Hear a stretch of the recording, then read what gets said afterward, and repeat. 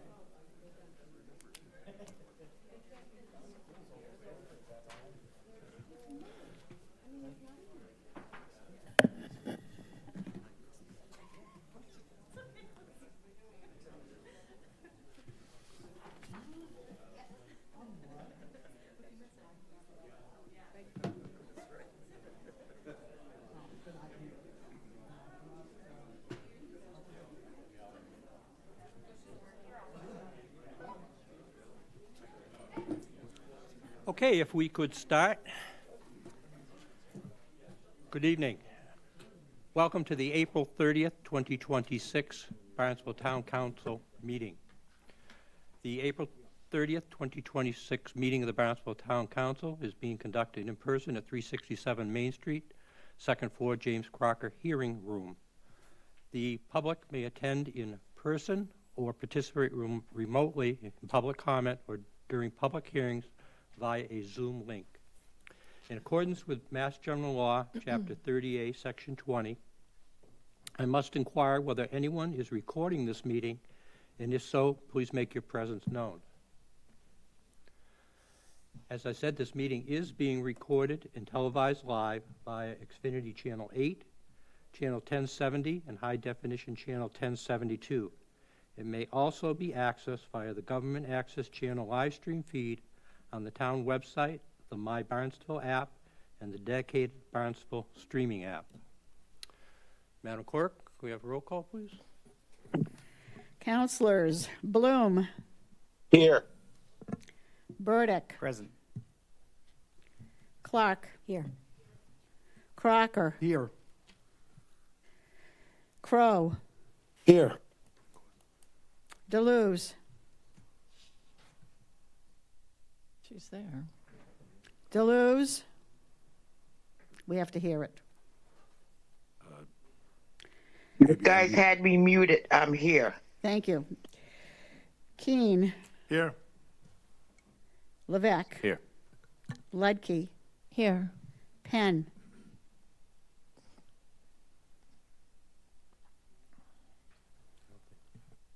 Don't see her. Is she there? No? Scheingold. Here. Starr. Here. Tamish. Here. It's 12 until Penn comes on. Okay. Thank you. For the record, Councilors Deleuze, Crow, and Bloom are attending via Zoom in accordance with applicable state law. All roll calls thus will be by, excuse me, all votes will be by roll call. Okay. Councilor Ledke. Thank you, President Tamish. We have a whole cast of characters here tonight. We have a Navy captain with us. We'll get his picture up shortly. It's Navy Captain Dave Gilliland. And we'll take a look at these pictures up here. Several of these folks in these photographs are sitting right here in the room with us, which is an absolute pleasure. At the end of that picture there, on the far left, as we're looking at it, is Dave's son, Ryan. Ryan is in the Navy Reserve. He is a surface warfare officer, as well as a strategic sea lift officer. He graduated from the Mass Maritime Academy and was recently, I think still is working at the Mass Maritime Academy, but in about a week and a half, he's headed to the Middle East. And he's going to support the efforts going on over there, specifically with his expertise in strategic sea lift. So we wish all the best for Ryan as he deploys here in about a week and a half. Next, we have Claire. And Claire, this is at her graduation from the Coast Guard Academy. Claire is an engineering officer on a Coast Guard cutter, a 250-foot Coast Guard cutter, or 270, I took off 20 feet, 270-foot Coast Guard cutter. And Dave and his wife, Teresa, had the pleasure to, when they were finished with their cruise, they were inviting family members, and they went on the cutter from Florida to Virginia, which is her home base. So that was a real treat to be able to go on that cruise with her. We have Dave in the middle there, and then beside him we have, let's see, Claire, right? No, not Claire. We have Sarah. Sarah, say, how could I get that wrong? Sarah's sitting right here in the front row. That is Sarah, and she is a software engineer for Fidelity, and she lives locally here in Hyannis. So welcome, Sarah, and she's sitting right here in the room. And then we have Teresa, Dave's lovely wife, who's also with us tonight, and she's standing there beside. And finally, at the end, we have Jennifer. And Jennifer and her family have a J thing going on. And you see in front of Jennifer, you see JD and Jack.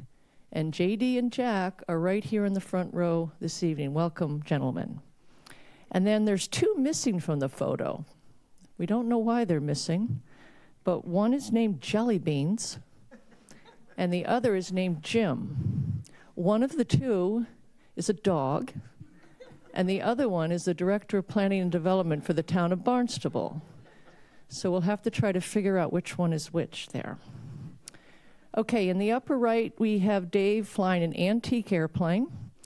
That's a P-3. Most of them, he says, there's just a few cats and dogs left in the Navy now. And at the last meeting, we had a talk from the airport about clearing shrubbery. And I mentioned that I was based in Lodges Field, and the Portuguese base commander would keep his cows just off the runway that would keep the grass down. But Dave and I passed each other. He was in Lodges Field just before I got there. And when I got there, he had moved over to Rota, Spain. And those who don't know what a P-3 does, they were the submarine hunters. And they had a huge base at Lodges Field, but of course, Lodges Field is in the Azores in the middle of the Atlantic Ocean. And during the Cold War, he would go on, get this, 13-hour missions chasing submarines. He didn't have any air refueling capability, so he said he would judiciously shut down engines here and there to conserve fuel, and then he got them all back on, I guess, right, Dave? Yes. Got them all back on. So he'd go out 13 hours and come right back where he started. But he would have kept it going all through the Cold War. All those submarines were tracked 24/7 by our P-3 aviators. So it was quite an impressive mission that Dave did. And then finally, down in the corner, this is incredible. Dave said he got this from his dad, Bob. And if you look at the awards on this, there's 2 Bronze Stars, a Purple Heart. His dad was in the Army in Europe, mostly. 1944, he went over there and stayed until the end. And look at that. He's an airborne. He's got it all. And I just, when I saw this, I just couldn't believe it. And what a gift that his father gave to his son, Dave. It's a treasure, Dave. And it's absolutely amazing. And look at this family just continuing the tradition. So let's now hear about Dave in a short biography. Navy Captain Dave Gilliland has been a resident of the town of Barnstable since 1988. He is a graduate of the United States Naval Academy. He served for 7 years on active duty and an additional 20 years in the Naval Reserve. He retired as a captain. Dave was a naval aviator, primarily flying the P-3 Orion. His first tour was with Patrol Squadron 5 in Jacksonville, Florida, followed by multi-engine flight instructor duty with Training Squadron 31 in Corpus Christi, Texas. After leaving active duty, he flew with Patrol Squadron 92 at South Weymouth, Massachusetts, and Brunswick, Maine. Dave commanded the squadron from 2000 until 2001. His final duty was as a military liaison to the Federal Emergency Management Agency. Dave is blessed with an amazing wife and 4 wonderful children. 2 are currently serving. His son Ryan is a Navy Strategic Sea Lift officer, and his daughter Claire is an engineering officer in the Coast Guard. Dave is also very proud of his father, a former Barnstable resident who fought in World War II with the 44th Infantry Division. Let's welcome Captain Dave Gillivan to say the Pledge of Allegiance this evening.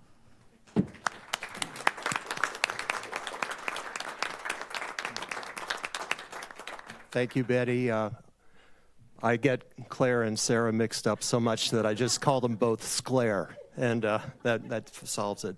And I'm so honored to be here and to lead this Pledge of Allegiance. I pledge allegiance to the flag of the United States of America and to the republic for which it stands, one nation, under God, indivisible, with liberty and justice for all. If you could remain standing, please, for a moment of silence, and I would like to recognize our town clerk. We are deeply saddened by the passing of Mary Lou Fair. She was a dedicated public servant who was a pillar of support to her colleagues for nearly 2 decades. Mary Lou's journey with the town, spanning from 2008 to 2026, highlights a career defined by versatility and commitment. A multi-talented career, she led her expertise to various departments, including the planning department, formerly known as growth management, assessing, and most recently, the legal department. Her civic dedication was such that she worked with the town clerk's office on our voting team. She was instrumental in the integrity of the mail-in ballots and early voting process. My own estimation is that Mary Lou is a force of nature. A go-to colleague, the phrase, "Ask Mary Lou," serves as a lasting testament to her helpful nature and the deep trust her peers placed in her. Our thoughts are with her daughter, Ashley, and the entire family during this difficult time. Thank you.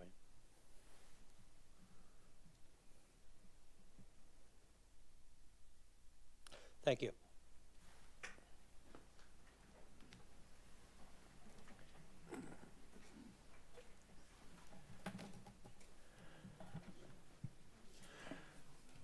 For the record, I'd like it noted that Councilor Penn has joined the meeting via Zoom.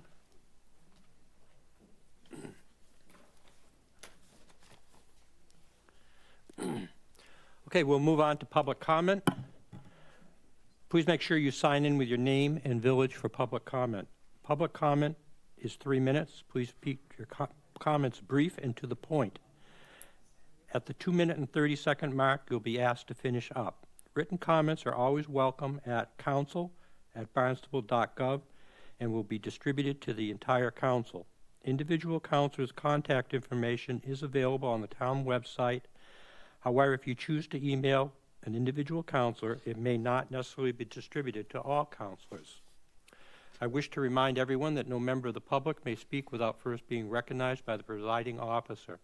The public will have an opportunity to speak during the public comment portion of the meeting and during any public hearing on an agenda item. You're free to express your thoughts, opinions, and criticisms during public comment. However, your comments should be directed to the council as a body through the presiding officer. You should not speak directly to any individual councilor. You also should not be addressing your comments to anyone else in the room, not to town staff, and not to another member of the audience. Public comment is for the council. We also ask the members of the public refrain from making audible comments during the meeting unless they've been recognized to speak by the presiding officer. Is there anyone who'd like to speak for public comment?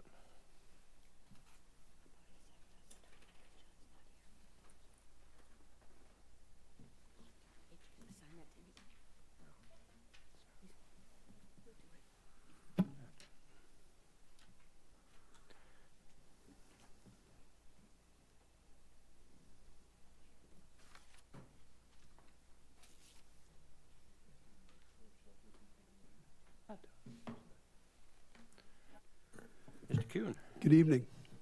My name is Chris Kuhn. I live in Centerville.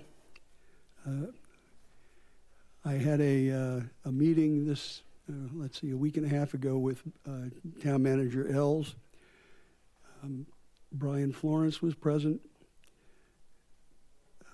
Jim Kupfer was present. Councilor Lutke was present. Myself and Larry Morin.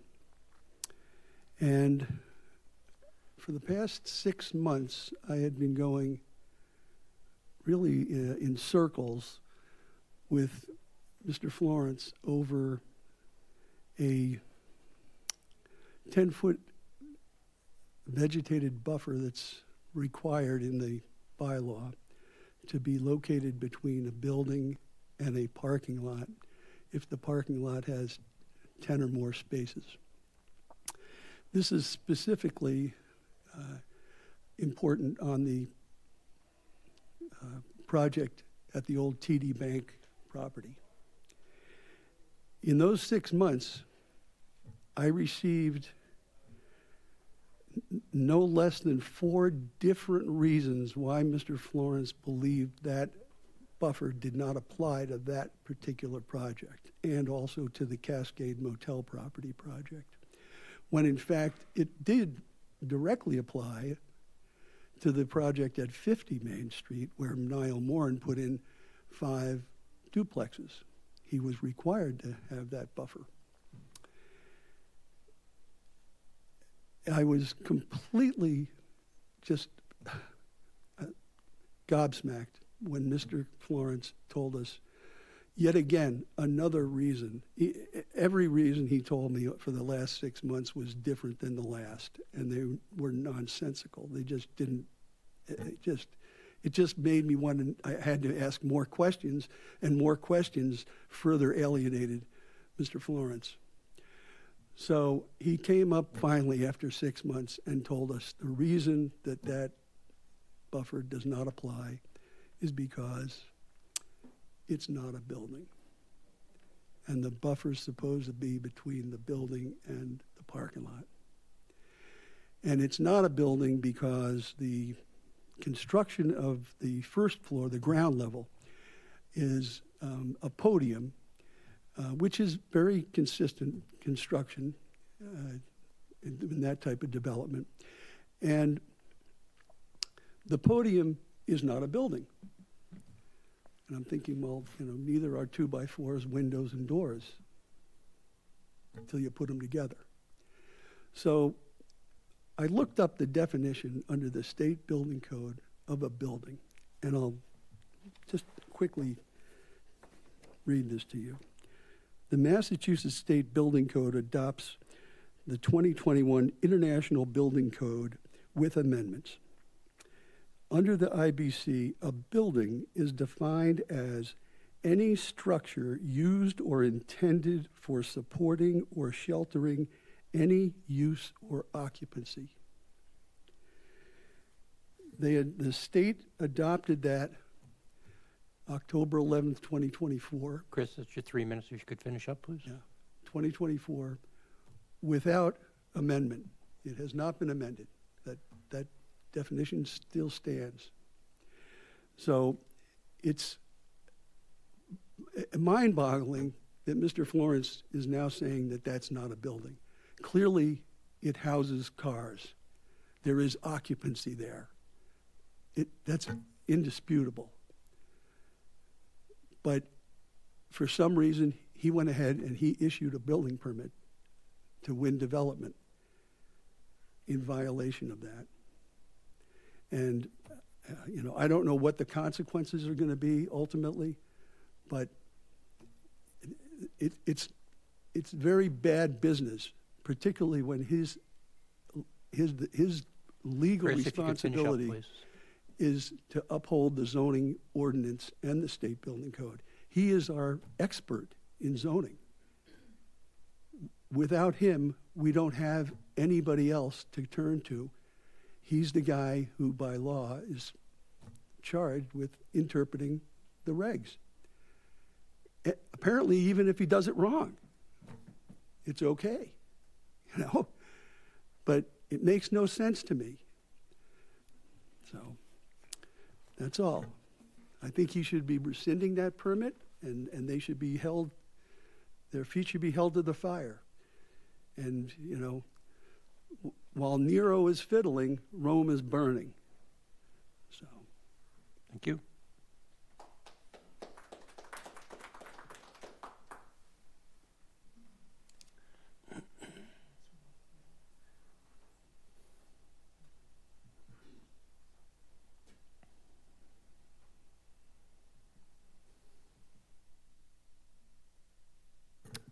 Good evening. My name is Larry Moore, and I'm from Catuit. And Chris, would you raise your right hand when you hit the minute and a half mark, so I know that's where you are? Okay. Who's keeping time? Great. You are. I'd just like to know when you're at that, because it's a double header for me right now. I'm here to back up everything that Chris has said, and more so. The meeting in Mark's office was held with 6 of us. There were a variety of different conversations that went on, but when the issue came up about a building, none of us really, I can't speak for everybody, but we were caught off guard. And since then, I've been communicating with Chris on a regular basis to come up with it. Both Jim Kupfer and Brian were somehow trying to find excuses for not having this be a building, and therefore having certain things not being done. The key building projects that are at issue is the Cascade and 307 Main. Those are the controversial ones. Nothing's been issued yet as a permit on 307, but it certainly is issued on the Cascade, and we know what that's going to be.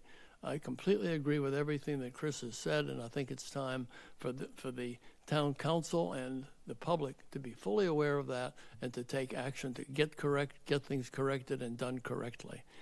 Now, the other matter I want to mention goes back to September 18th of 2025. At that time, there was a petition. I'm trying to read it accurately. It was 2026-028. It was taken on the merits of a group petition requesting that the town take action to acquire and preserve the home of Eugenia Fortis at 23 Pleasant Hill Lane and establish a permanent wetlands conservancy. The only thing that's happened so far is that building, as of this morning, they're starting to tear it down. There has never been anything publicly revealed about the merits. There was a decision on the merits. I think it was an 8-5 vote. And in the process, nothing has been done to act upon that. That is unacceptable. I think if you're going to grant something on the merits, either get going on it and get it done, or turn it over to the public and let us do the job. We're capable of doing it fast and getting it done. So there's many more issues that are going to come upon that. The failure to act upon that soon, coming up with saying, oh, we need more information about values. Values are not the issue here. It's how the property is used. Thank you. Thank you.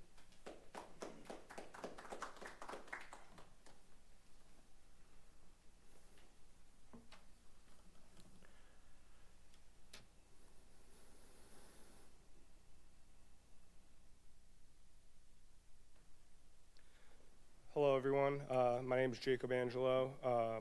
I'd like to say first, thank you very much for all your time. I know how long these meetings go, and I'm just always impressed by how much commitment you guys have to the town.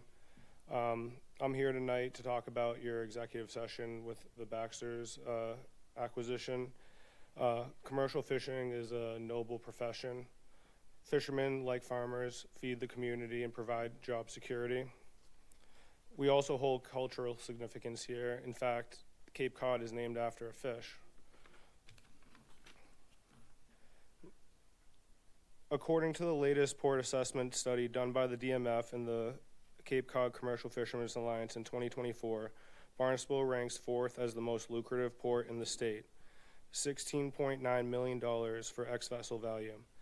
Chatham, home of the Chatham Fish Pier, was 3rd at 18.9, only $2 million more.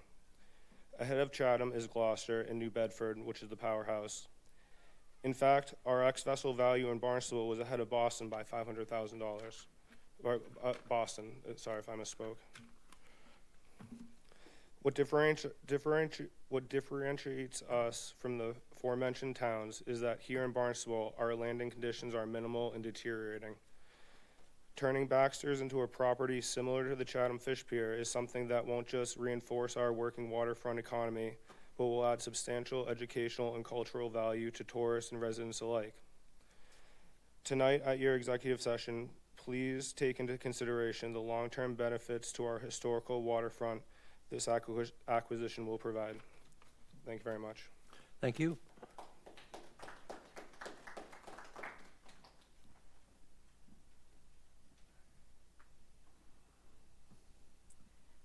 Hi. Have you signed in? Oh, Yeah. I did when I arrived. Okay, thank Yes. you. I'm actually coming to you from Falmouth, Okay. and I'm speaking related to. Could you just give us your name and I'm sorry, your Beth name, Whalen. please? Beth Whalen from Okay, Falmouth. thank you.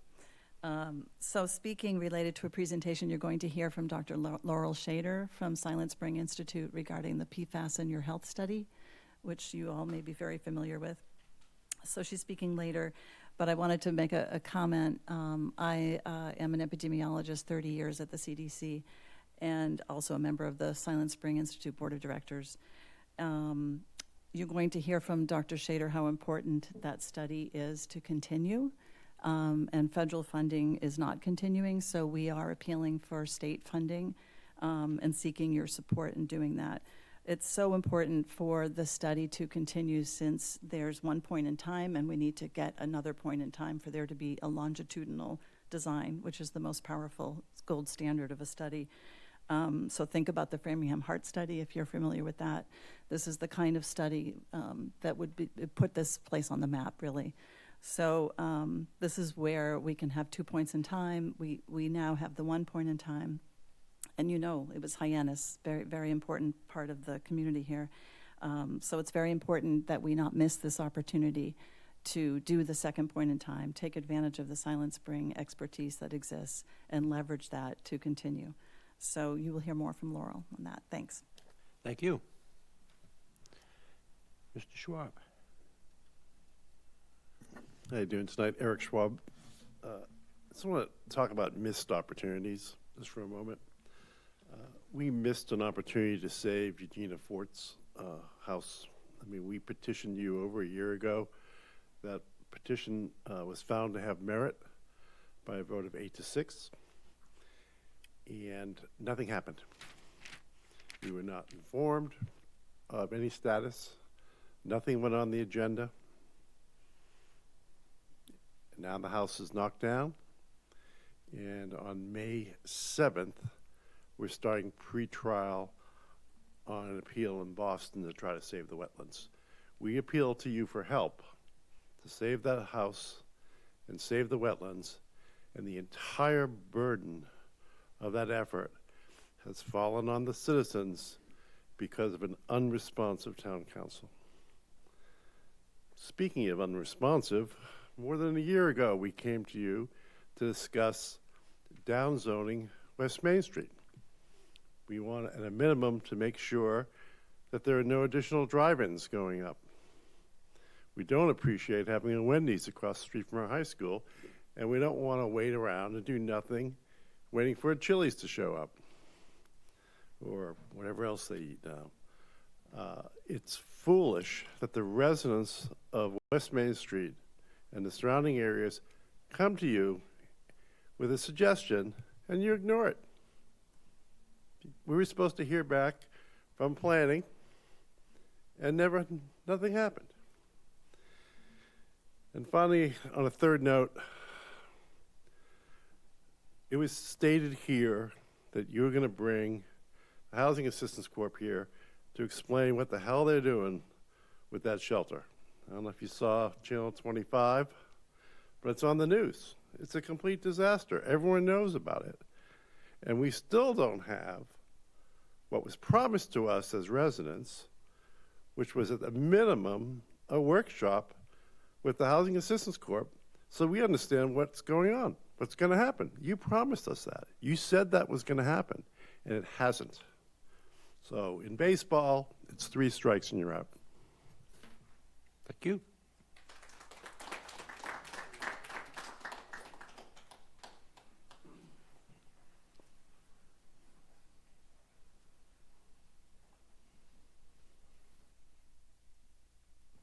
Hi, guys and women. Nice to see you again. Catherine Bean from Osterville. I attended a meeting regarding the move to the shelter moving from Winter Street to across from Stephen Sue's and Barnstable Brewing, and there were about 200 people at a meeting. And I'm up here tonight to show them that all they need to do is come up and say, I'm opposed to the relocation of that shelter. I had 2 businesses in Hyannis. I lived the homeless residents, seeing them every day get out at 7 o'clock in the morning and then begin to congregate, waiting for the doors to open so they could go in for the evening. It was bad enough in downtown Hyannis, but I don't think it should be across the street from Stephen Sue's, a mini golf place, the Melody Tent, 150 yards from an elementary school. You know, it's not a NIMBY thing. Something has to be done for the homeless population we have on the Cape. I also know that people from Boston brought their children here because the services on the Cape were better than what they were in Boston. So this move, everyone has to come together and find a different solution for it. Maybe, you know, when you see the hack building that the corporate office that they did for a nonprofit, perhaps those funds should have been put toward building a brand new building there instead of their corporate office. It's a dangerous situation. The people that are homeless, a lot of them are homeless because that's what they prefer, but they're mentally ill. There are some people that are addicts, other people that just can't put their life together.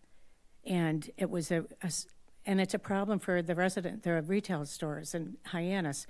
I know, because I had stores there for 15 years. But this isn't the answer. So I just wanted to say I was opposed to that. And also, again, talk about the overdevelopment in Hyannis and how are we on the water and what plans do we have to maybe stop 307 Main Street. There's way too much overbuilding. Thank you very much. Thank you.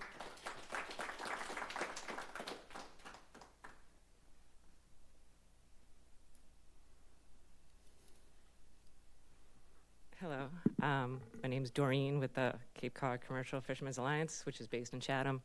I live in Harwich.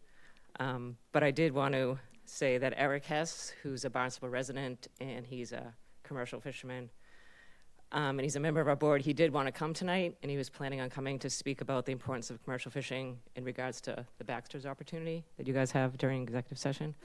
But the change in the weather and the change in fishing opportunities, he left probably about an hour ago to go offshore. So I'm going to make some brief comments, but he did want to be here.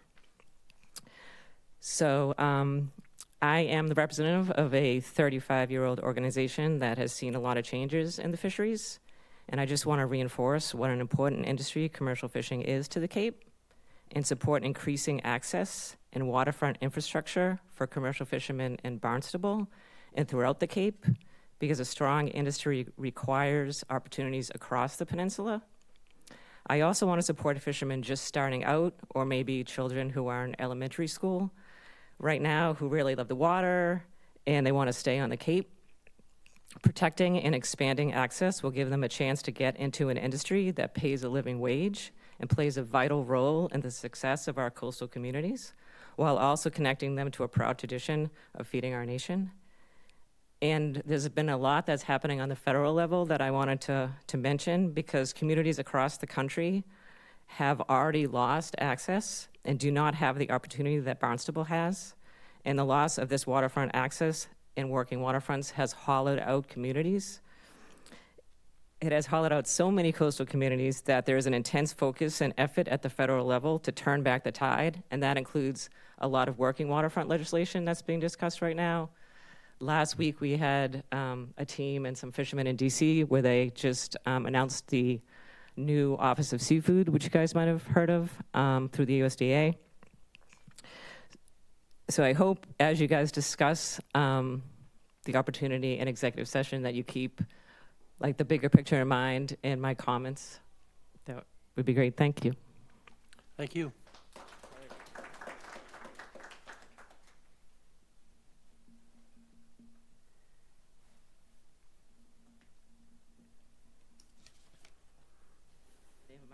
introduction so long that it's going to take me a while.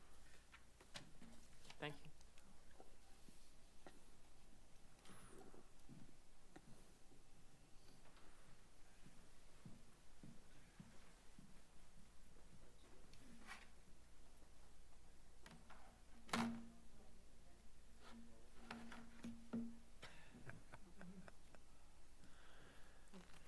Sorry.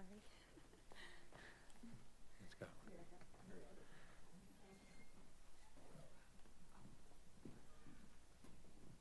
Oh, we have a confession.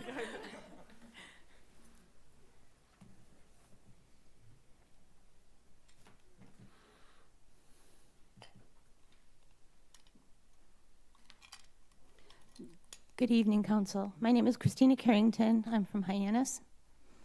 I wanted to take a minute and say that I disapprove of the shelter relocating, for the record.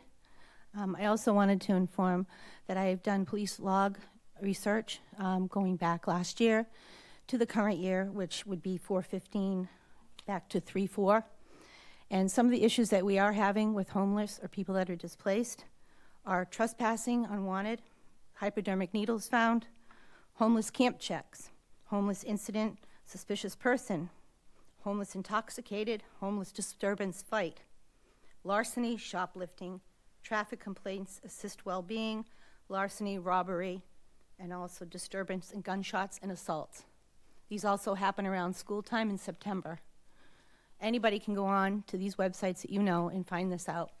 And this is something that I do not want in our neighborhood. There will be encampments. There's plenty of woods that we have there. There's schools. There's Sturgis, which I don't even know if a lot of the Sturgis parents are aware of this. I'm hoping they do. And I just want to go on the record and say this is not a good choice. And we need to have the town and the people that live here have a vote in this. Thank you. Thank you.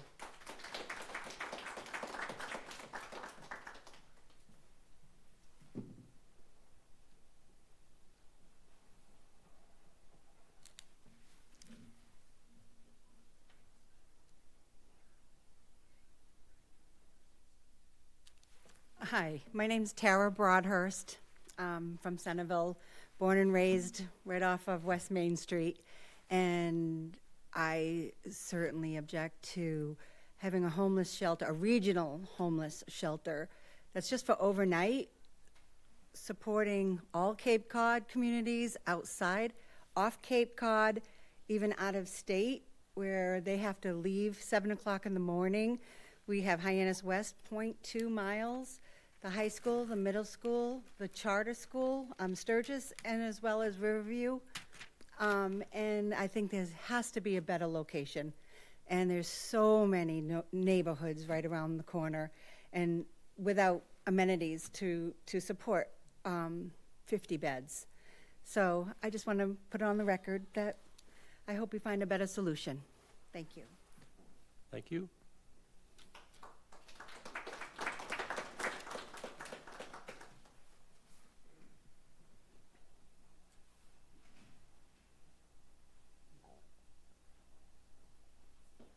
Hi, my name's Mia Walsh. I live in Hyannis. And I abut 460 West Main Street. There's a fence between our properties. My neighbor, who also abuts 460, the police were there again today, 2 cruisers. It's expensive. I can't even imagine what it's cost in this town to go next door. Serious problem. Not just there, but the neighborhood. You know, I would have moved decades ago if I could afford to. I can't. This is a working class neighborhood. Most everybody there are good, decent people, okay? But unfortunately, there's some bad actors. And those bad actors attract bad actors, okay? Since I've lived there, to my knowledge, at least 3 home invasions. 3 burglaries. SWAT team's been across the street several times. Several times. I came home one day from volunteering at a homeless shelter to find crime scene tape across my yard. I couldn't even go to my house. Okay, this is hell. Okay, and I'm all for helping the homeless, but we're not helping them if it's in my backyard, literally, okay? In the past year, my house has been broken into twice, okay?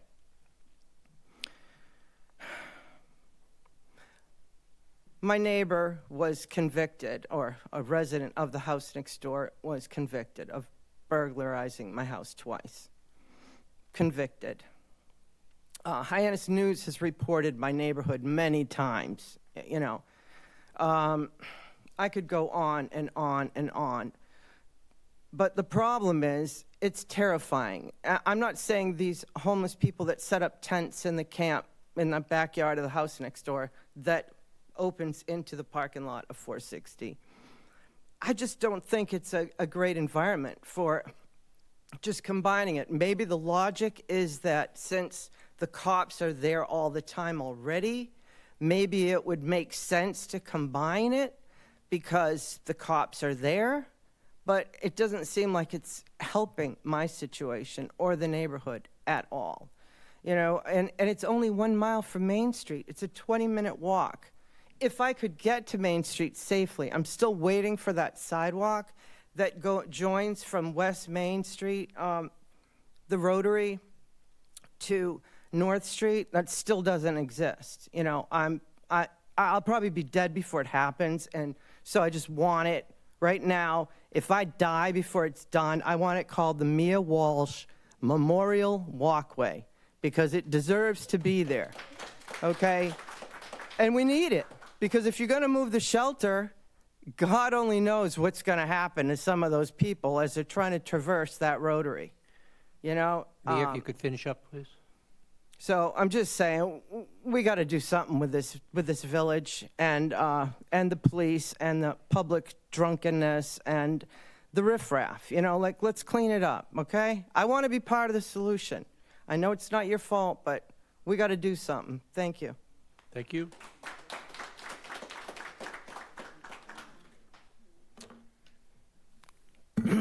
Good evening, friends. For the record, my name is John Julius, your favorite John Julius from Hyannis. And we're going to have some fun tonight. We'll have a little fun. Okay, we'll have some fun, and then we'll talk some serious stuff. Hear that? This is not an ordinary bell. You know what this is? That's an alarm bell. Okay, you know why I'm signaling an alarm here? Because there's a lot of things wrong with this town that need fixing, okay? Let's start with the shelter, okay? Let's start with the shelter. Here, you want some passion? Let's talk about the shelter. The idiotic move of a homeless shelter, okay? It's in the wrong location in between 4 schools. Do any of you care? You better. It's wrong to allow a shelter to move to an area where it devalues people's homes and businesses. You get that? 3, it's wrong. The shelter belongs at the old Cape Cod potato chips building that just went vacant, okay? That's the right thing. The other things are wrong. This is only about 3 things, this idiotic move of the shelter, okay? Devaluing people's homes and businesses, okay? And the children, okay? The children who are going to walk up and down West Main Street. If that were any one of your children, I bet you'd have a concern. Well, you know what? I'll tell you what. People want to throw NIMBY crap at me. Guess what? I don't live anywhere near the current shelter or where it's moving to. And I also have never had kids in the schools. But you know why I'm here? Because I damn care about the kids in this town and walking up and down West Main. All right, so let's talk about it's wrong for all of you and town officials, including planning, zoning, boards of health, to allow over 1,000 units of new housing in Hyannis where there's a water shortage, as indicated what I gave you last time I was here on 59 and 60, those pages of the local comprehensive plan. You've known for 7 years about a water shortage, and then you allowed 1,000 units to be overbuilt and dumped into Hyannis, okay? And you know where it's going next? Right down to Centerville right now. I was in this room 2 weeks ago. There's a developer who wants to put 36 homes on 6 acres of land. For those of you who aren't good in math, that's 8 homes on 1 acre. You talk about lunacy? All right, so let me talk about today, before I came here, okay? The units for rent Okay, the Wilkins building, 99 Wilkins. This is today. For a studio, $2,711 a month for a studio. They have three one-bedroom units for $2,750, another luxurious one-bedroom for $2,957, and then you get a two-bedroom for $3,518 a month. I took that this afternoon before I came here, and you know what? Those are the 272 stupid, idiotic units that all of you, town officials, town planning, and everybody allowed to be built, overbuilt. And you know what happened? The 272 units, I'm almost done, please. The 272 units that were allowed to be built over there by that wonderful grand company who strolled into town. Oh, we care about your community. We're going to give you 12 of the 272 units. Well, guess what happened on September 22nd, 2025, a few months ago? They sold the 272 units to Goldman Sachs for a cool $129.5 million. You know something? We got a lot of things wrong in this town. And you guys had better damn start to pay attention and start to try to fix this stuff. Because you know what? When we're faced with a $600-700 million shortfall and you're going to come for overrides, I'm going to look the camera right now and ask every Barnstable voter, when the overrides come, the answer is no, because of your incompetence and malfeasance. And you know what? I'm not going to apologize for my passion here tonight. I'm done. Thank you for your time. That's it. Thank you. Yep.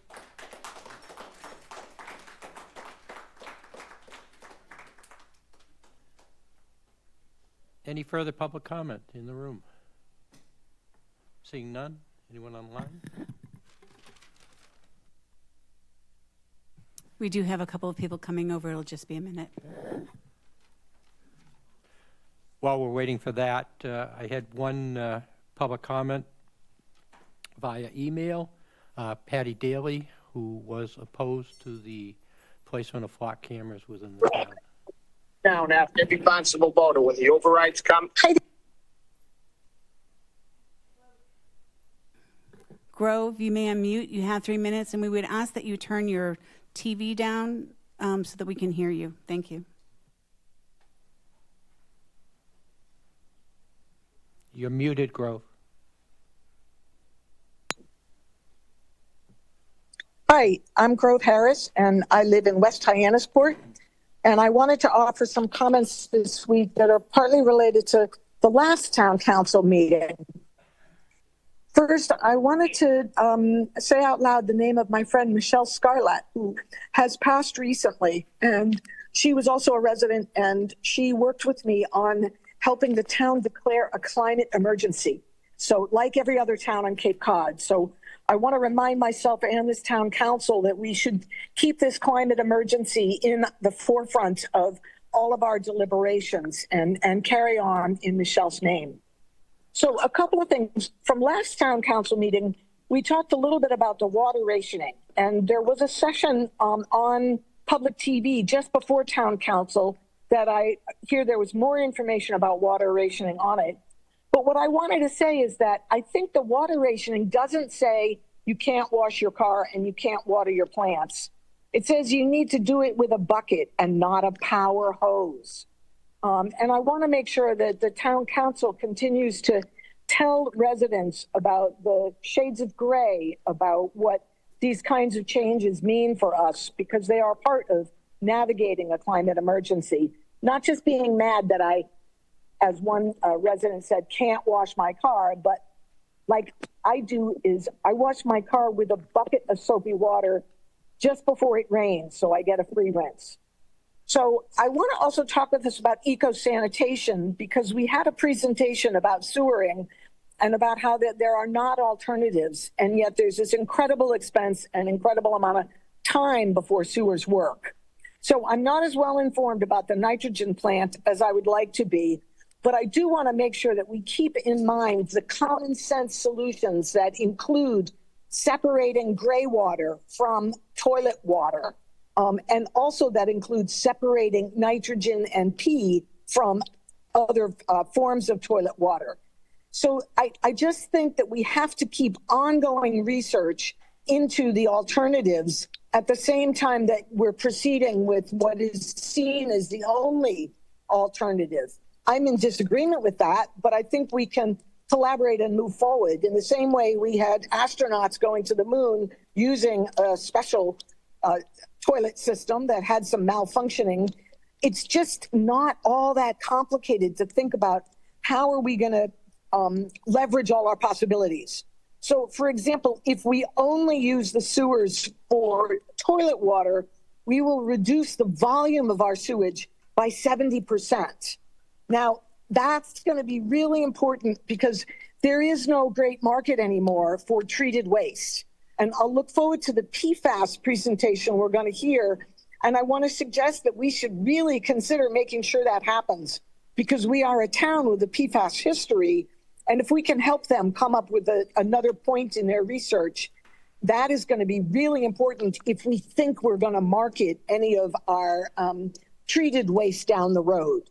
So, and I also think in terms of the new construction, in terms of the new construction, we need to be insisting on all alternatives for the toileting in that new construction. Thank you very much. Thank you.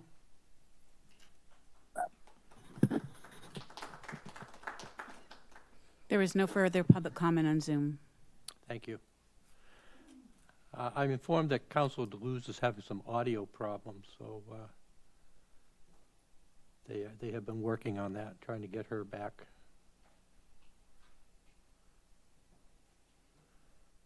Okay. Any further public comment? Seeing none, move on to Councilor response to public comment. Any response on my left? On my right? Councilor Lutke. Yes, a lot of passion here tonight, much of it directed towards the building in Hyannis and the movement of the shelter in Hyannis. I am a Hyannis counselor. The shelter is being moved to my precinct, so I've been engaged with a lot of the folks that aren't happy with that, and they formed a coalition, if you will, known as Neighbors Advocating for Neighbors in Need. And they're not only opposed to the movement, but they're seeking solutions to help neighbors in need, which is what they consider the homeless folks to be. So I really appreciate the folks coming. Mia, the passion, it brings out the passion because it ought to bring out the passion because there was no public process here.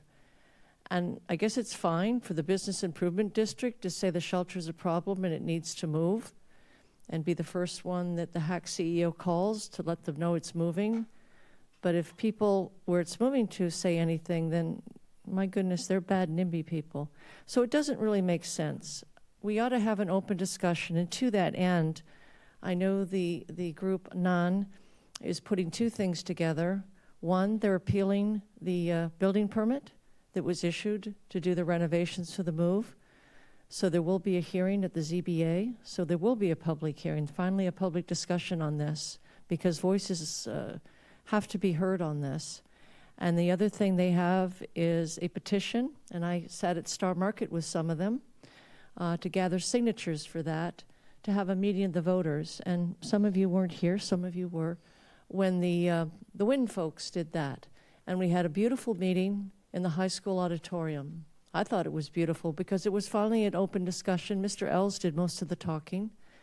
And I know he said we a lot. I remember asking him, who's we? Nobody knows who we is. We ought to be very careful with our terminology. How are decisions made? It's not just a we or a them. There's people making these decisions, and we ought to get to the heart of it so we can respond to our citizens. It's a terrible location for the shelter, and the only idea seems to be it was their headquarters, so yeah, why not? Let's move it. That seems to be the extent of the thought process. So I welcome these open meetings that I hope to see very soon. And thank you to each and every one of you who came forward. And the other one, again, Hyannis is the epicenter for people that are quite upset, and I'm upset with you. We've had 4 zoning amendments to address some of the problems with our current downtown zoning. I think we all think that 307 Main and what happened to the Cascade are unfortunate. And I think that led to a lot of the push to do what we're doing. And Chris and Larry bring up good reasons, does John Julius, to continue looking, and we are. I am the chair of the zoning subcommittee, and we're going to look at these things. We're going to keep working on it until we get it better, until we get it maybe not perfect, but as perfect as we can get it, because clearly there's significant imperfections. And if we're not getting what we want out of our zoning, then it's not the right zoning. And that speaks to the shelter move as well. And then thank you to Beth Wayland. Dr. Shader is going to speak tonight, and that's another huge thing that, again, happened in Hyannis. For 10 years, we had the most PFAS polluted water in the entire country, the top 1%. I'm another one who drank it. I drank it happily, not knowing. And I'm full of PFAS. So I participated in the test. I walked with Dr. Shader. We walked in the same neighborhoods where these people tonight are talking about the homeless shelter. Exact same neighborhoods. Dr. Shader and I started right there at the brewery on West Main, and we walked down into the neighborhood to get people to participate. So absolutely, it needs to go on. You're so right. We were the top 1% of the country. If we don't fail to fund this and continue, my goodness, that's just another slap in the face to the residents of Hyannis. So I have no problem with your passion. I love it because you're right. You take it on the chin time after time. And Mr. Schwab, you brought up some issues too. There was merit to that. We haven't heard anything. It's disappointing. It's disappointing when you feel like... Mr. Schwab, you are out of order, please. Mr. Schwab, please. No, so, I'm leaning forward. I get criticism from it. What the heck, fire the darts away. But I'm always going to lean forward for my constituents and my Hyannis residents, absolutely, because it is kind of one wrong after the next. So let's look forward, at least on the shelter, to the 2 hearings that I hope to take place.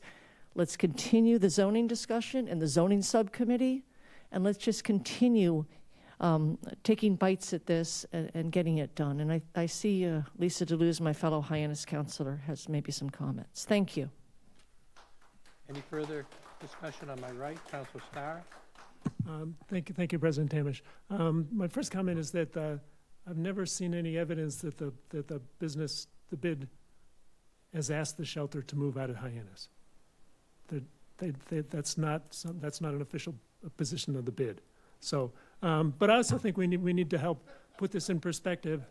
And somebody, I know President Tamish was on a committee looking at where, moving the shelter at one point, and looking for places for it to go. And I think it's been an ongoing process that's probably 15, 20 years, has history. They've looked all over the industrial park. They've looked on Willow Street.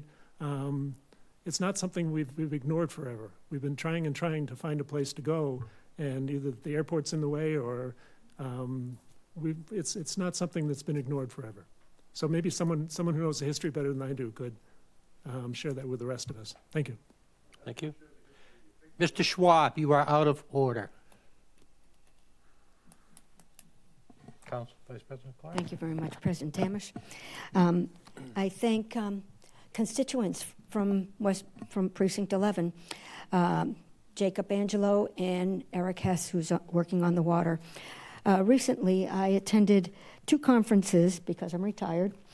The Cape Coastal Conference put on by Webner and the Big Blue Conference by the Cape Cod Chamber of Commerce. Actually, Councilor Starr was also present. And I have to say that it was front and center, some of these topics that kept resonating, referring to coastal resilience, working waterfront, the blue economy, economic development, and of our marine resources and support for tourism.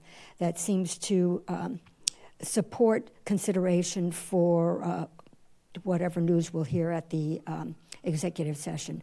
But I do think that this is a rare and a unique opportunity for the town to consider. Thank you. Thank you. Anyone else? Councilor DeLuz, are you able to unmute and speak?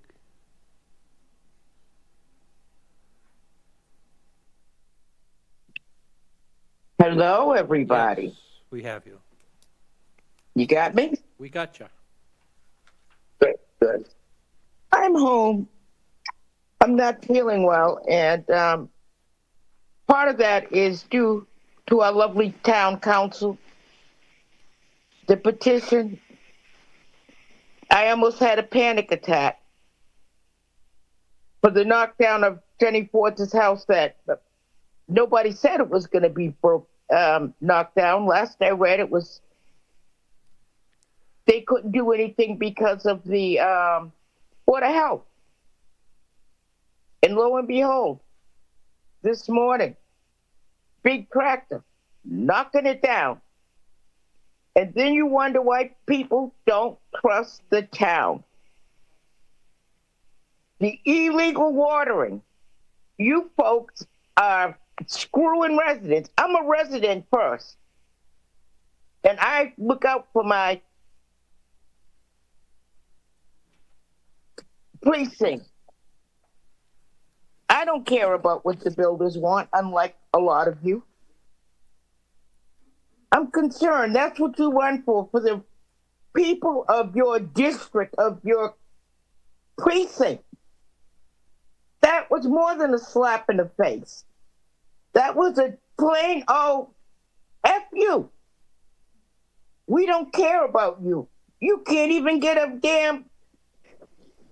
We're not even going to give you a response. It's shameful. And it's disgusting. And I agree with everything that Chris said, with the crazy building inspector, diagnosis of a building. I agree with Larry said and what Eric said.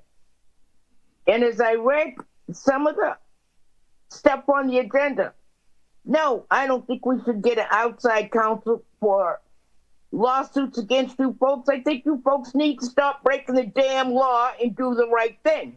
How about that? And save us all some money. That's all I have to say about that. Thank you. Any further council response? Seeing none, we will move on to town manager communications. The town manager's report has been provided to all councilors. It is also available on the town website by going to the town manager's page and clicking on town manager's communications to the town council, or on the government access channel live before the meeting. Is there any counselor that would have any questions for the town manager or like to address anything in his report? Seeing none, we'll move on to the minutes. Could I have a motion, please, to accept the minutes of the April 16th, 2026 I'll make that meeting? motion. Second. Second. Meeting has been made and seconded. Any discussion on the motion? Seeing none, Madam Clerk. Councilors Bloom, Yes. Burdick, Yes. Clark, Yes. Crocker, Yes. Crow, Yes. Deleuze,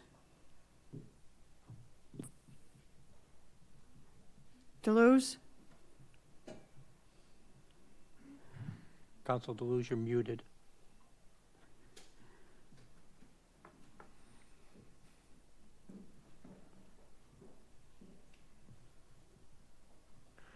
Go ahead. Move on. We'll come back to her.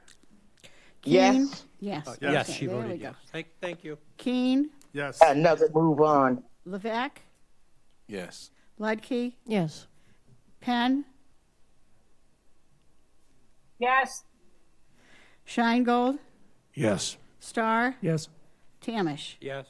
That's 13. Thank you. The motion does pass. Communications of elected boards, committees, staff. We have 2 workshops scheduled for tonight.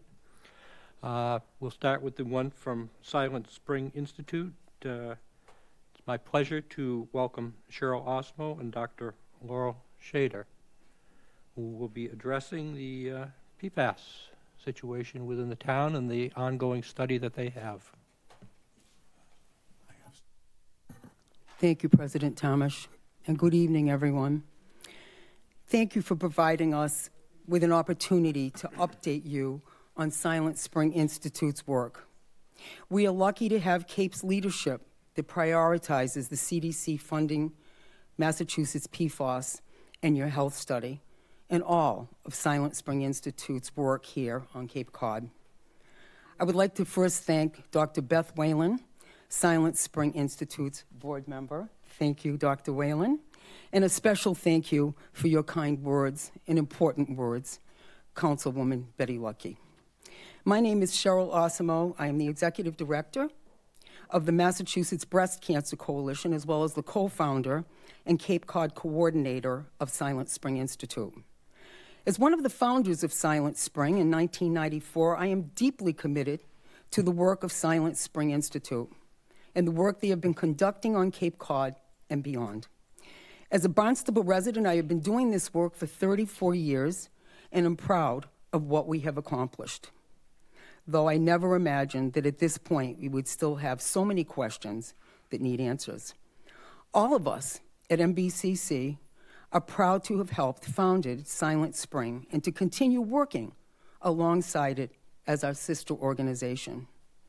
I would be remiss if I didn't mention Mark Ells, Dan Santos, and Hans Kaiser's integral roles in making sure Barnstable residents have safe and clean drinking water. In addition, the town council has supported us in more ways than one. Not only have some of you helped us recruit residents to participate in this study, some of you have also participated on your own by educating yourselves, attending our events, and sharing information with your constituents.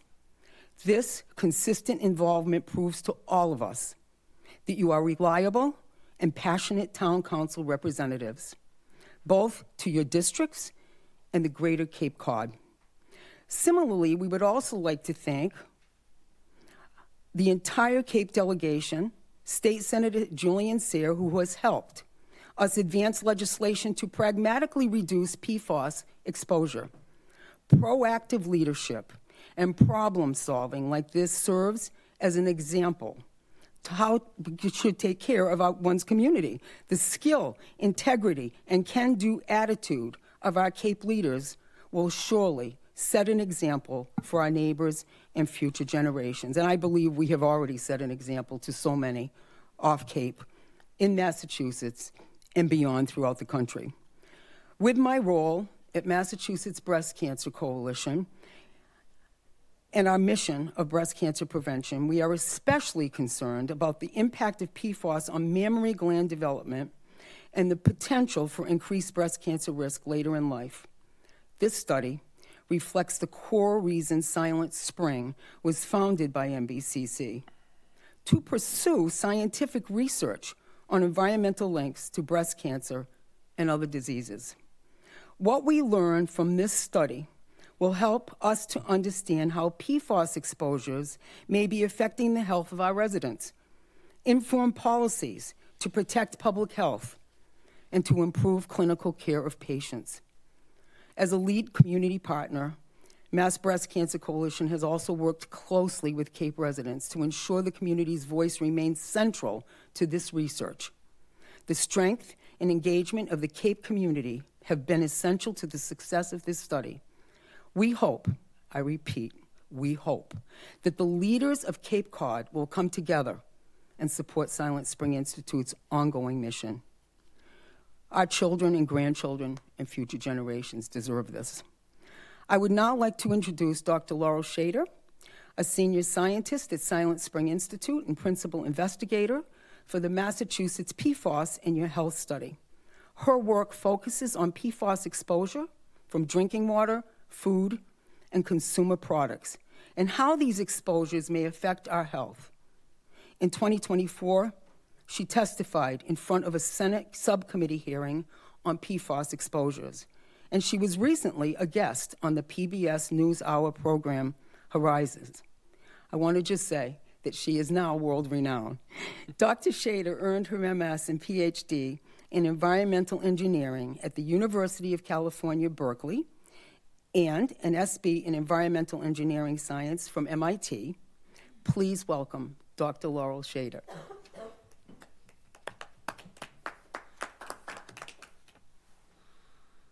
Welcome. Good evening. I'm going to share my screen. Can you see my slides? Yes. Great. Thank you so much, Cheryl. Cheryl Osimo has been a tireless supporter and part of Silent Spring Institute's research, and I can't thank you enough for all the work together over the past nearly 17 years and your tireless dedication to protecting the health of Cape residents. Thanks also to Dr. Beth Whalen, one of our Silent Spring Institute board members, for being there tonight.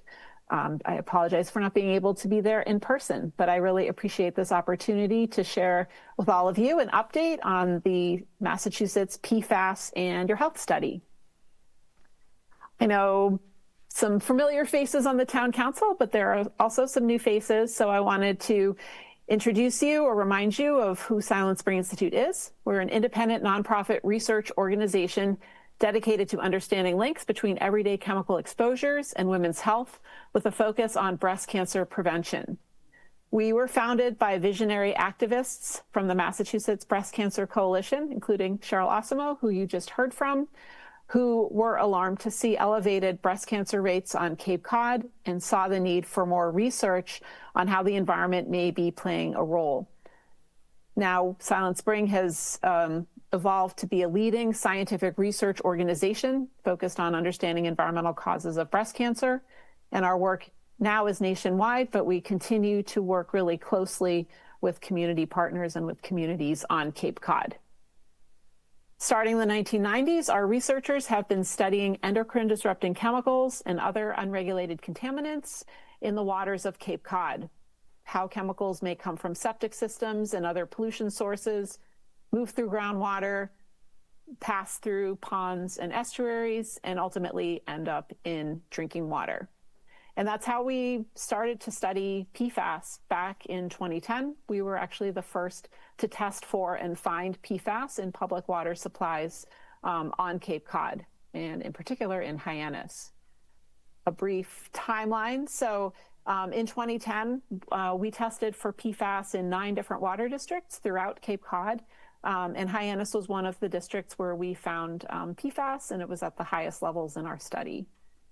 Testing required by the EPA in 2013 to 2015 showed that Hyannis had higher levels of PFAS than any other public water supply tested at that time. That was 170 water supplies tested. And the source was traced to firefighting foams, with the most severe contamination of the Mary Dunn wells close to the County Fire Training Academy. The Hyannis water system, since that time, has been filtering water to remove PFAS. So starting in 2016, the Hyannis water system began installing filters on the most contaminated wells to filter out the PFAS. And now it's important to know that all Hyannis water now passes through carbon filters to remove PFAS. Just to illustrate the results from that 2013 to 2015 testing and why we're so committed to continuing to study PFAS in Hyannis. These are the results from over almost 5,000 water systems that were part of that EPA testing. And the vast majority of samples did not have levels that were detectable as part of that testing. These orange diamonds are showing the levels from wells in Hyannis. And so you can see that the highest levels in the Hyannis wells were really in the top 1%, in some cases the top 0.1% of water samples tested across the country. Again, the water is now being filtered to remove the PFAS, but we can't go back and change the past exposures. We know that PFAS can stay in our bodies for long amounts of time. And over the years, we've heard questions from residents on the Cape about what these past exposures may mean for their health. In 2019, we had the opportunity to apply to be part of the CDC PFAS multi-site health study. And we were selected as one of 7 research teams to be part of this study. The broad goal for the multi-site study is to improve our understanding of how PFAS can affect the health of adults and children. There's a lot that we do know about how PFAS can affect our health, but a lot that we still have to learn. And so as part of this multi-site study, we're one of 8 sites that are studying adults and children, and these are all based in communities with a history of PFAS water contamination. You can see here Massachusetts as one of the 8 sites.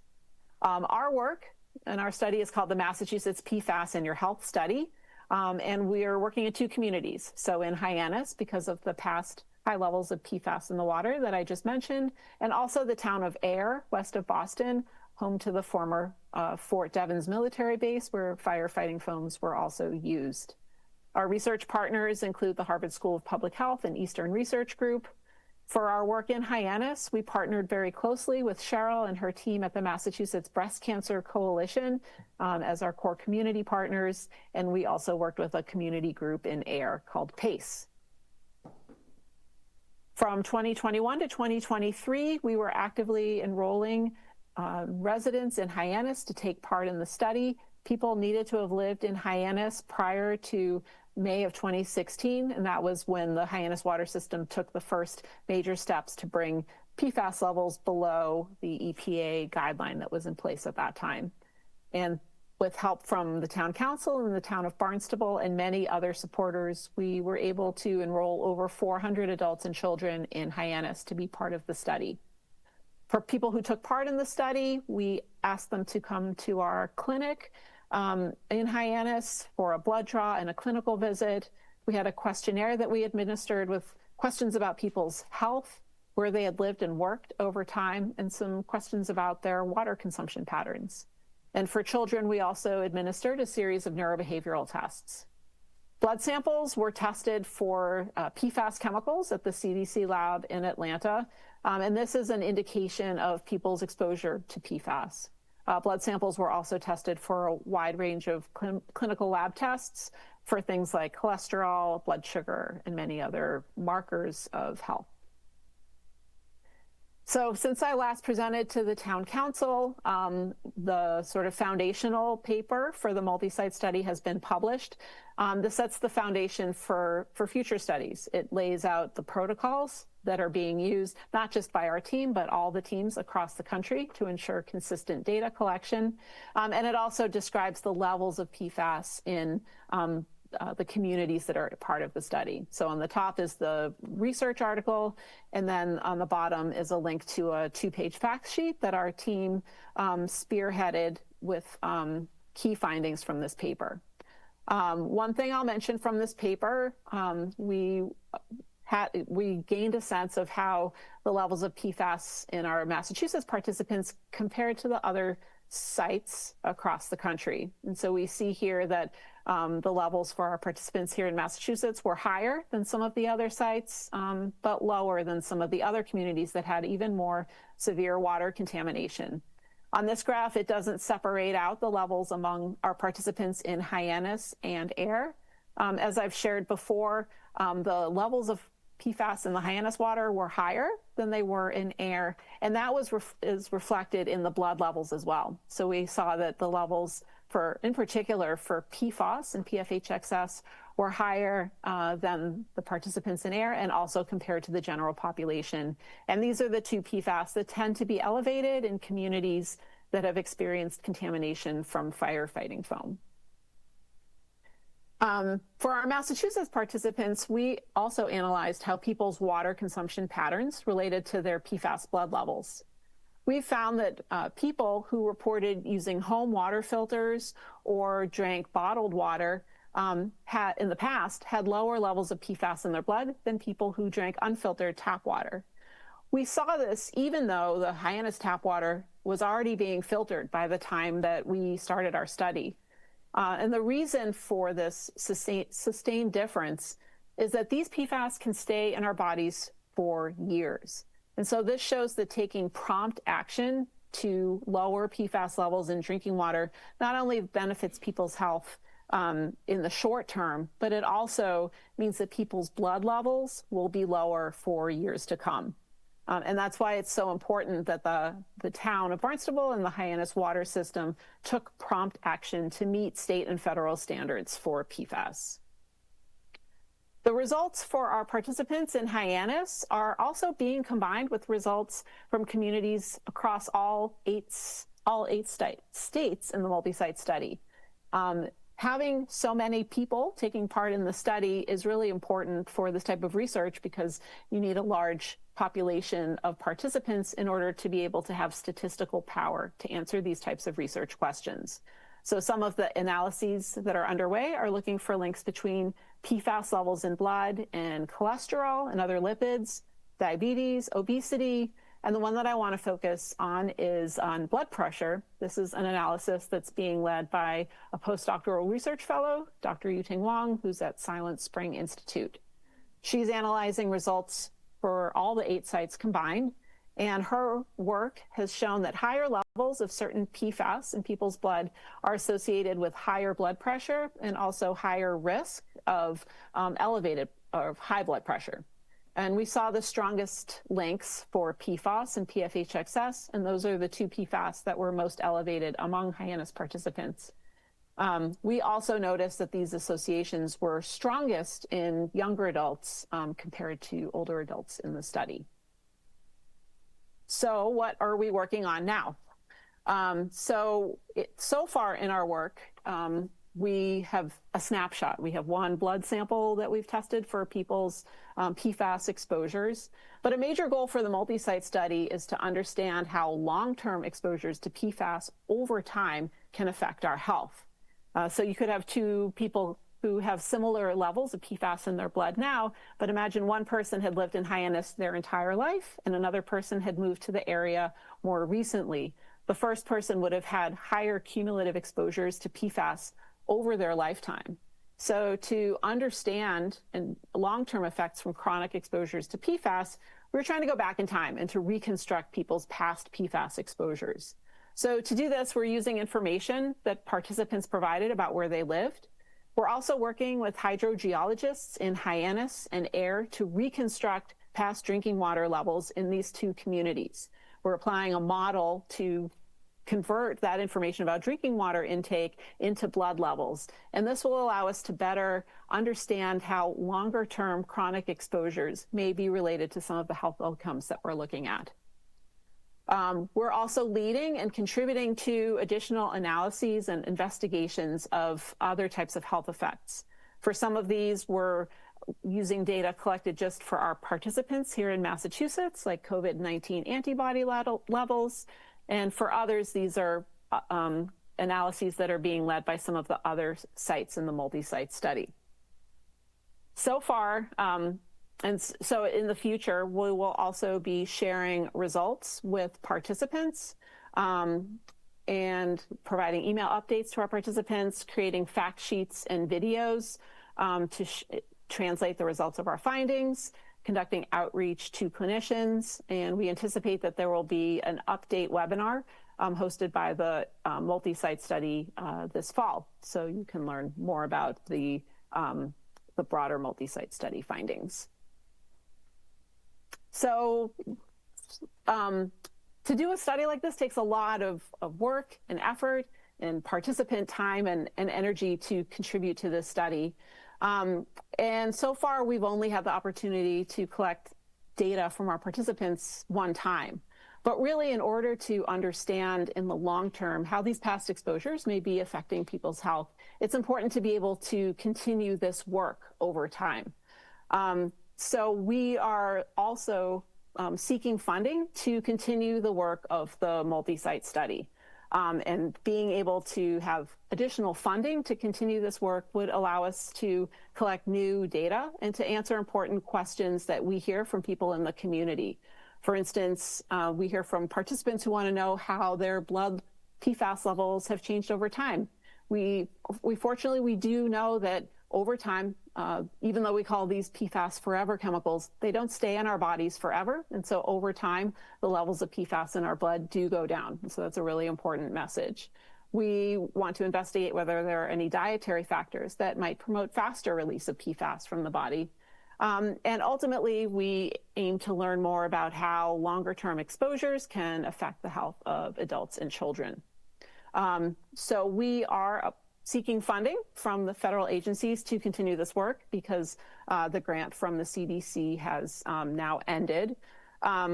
as you may know, the federal government is pulling back from funding public health research. And so we are also seeking funding from the state of Massachusetts as well.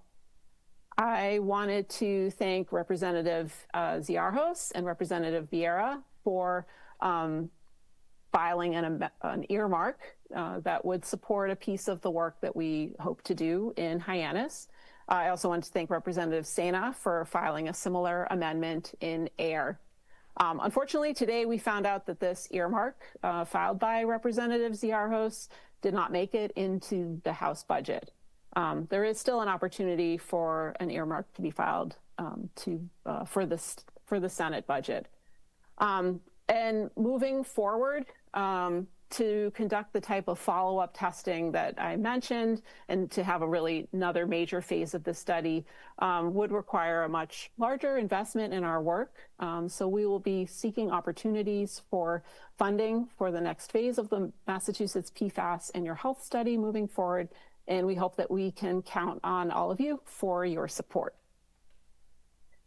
So to finish up here, I also wanted to point you to our PFAS Exchange website. This contains resources to answer questions that we commonly hear from people across the Cape, but also across the country about how to reduce exposures to PFAS, information about drinking water, and ways that PFAS can affect our health. We've got tools for interpreting results of water and blood tests. And something that we've been putting a lot of energy into lately are resources for clinicians. It's important for clinicians to be aware of PFAS and to be able to support their patients in answering questions about their PFAS exposures and health. So with that, I really appreciate everyone's time this evening and happy to answer any questions. Thank you very much. Very impressive. You've certainly done some groundbreaking work. Unfortunately, it puts Hyannis on the map, but since we are on the map, your work is very, very much appreciated. And any questions from the councilors? Am I right? Just Councilor Keene. Obviously, the problem you're talking about is a compelling one.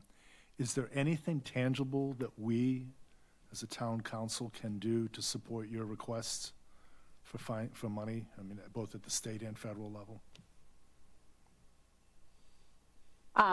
Absolutely, and Cheryl, I don't know if you want to answer this as well.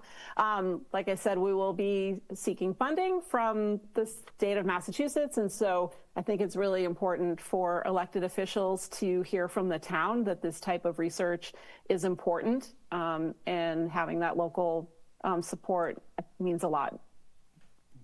Cheryl, is there anything else you wanted to add? Well, I just want to say that what I mentioned earlier about the town council and your support with Betty and others hitting the pavement to recruit people and others coming to events like Matthew, and then educating our constituents here on Cape Cod has been a very important endeavor for sure. We are here tonight, this evening, to share with you that we're concerned.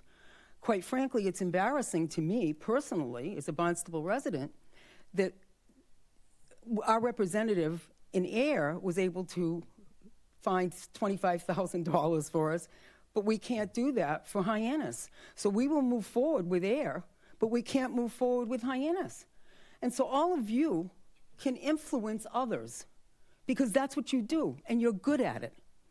And our Cape delegation, they're smart people. They're good people. Senator Sear is a good man. He knows what to do, and he knows how to do it.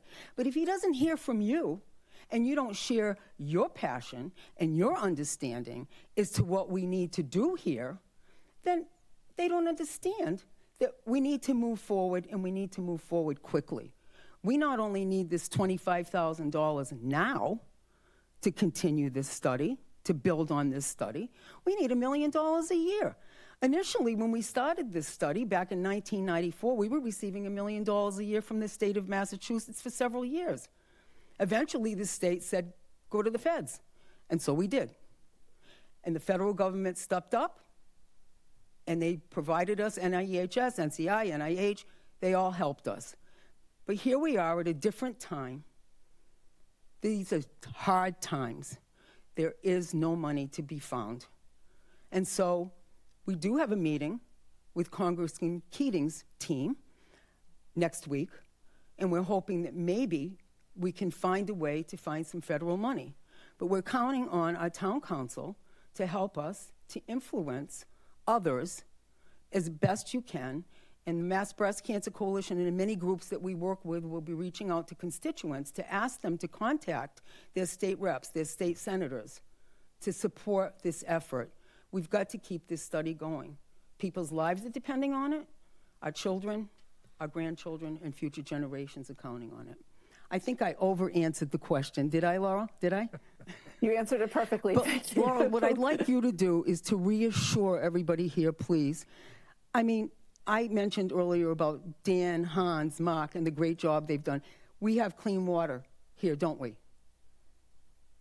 Absolutely. And I think I will really want to emphasize that the town and the Hyannis water system has really stepped up to put in place treatment to filter out PFAS. So I don't want people to worry about PFAS now in the water. What we're talking about is exposures that have happened in the past.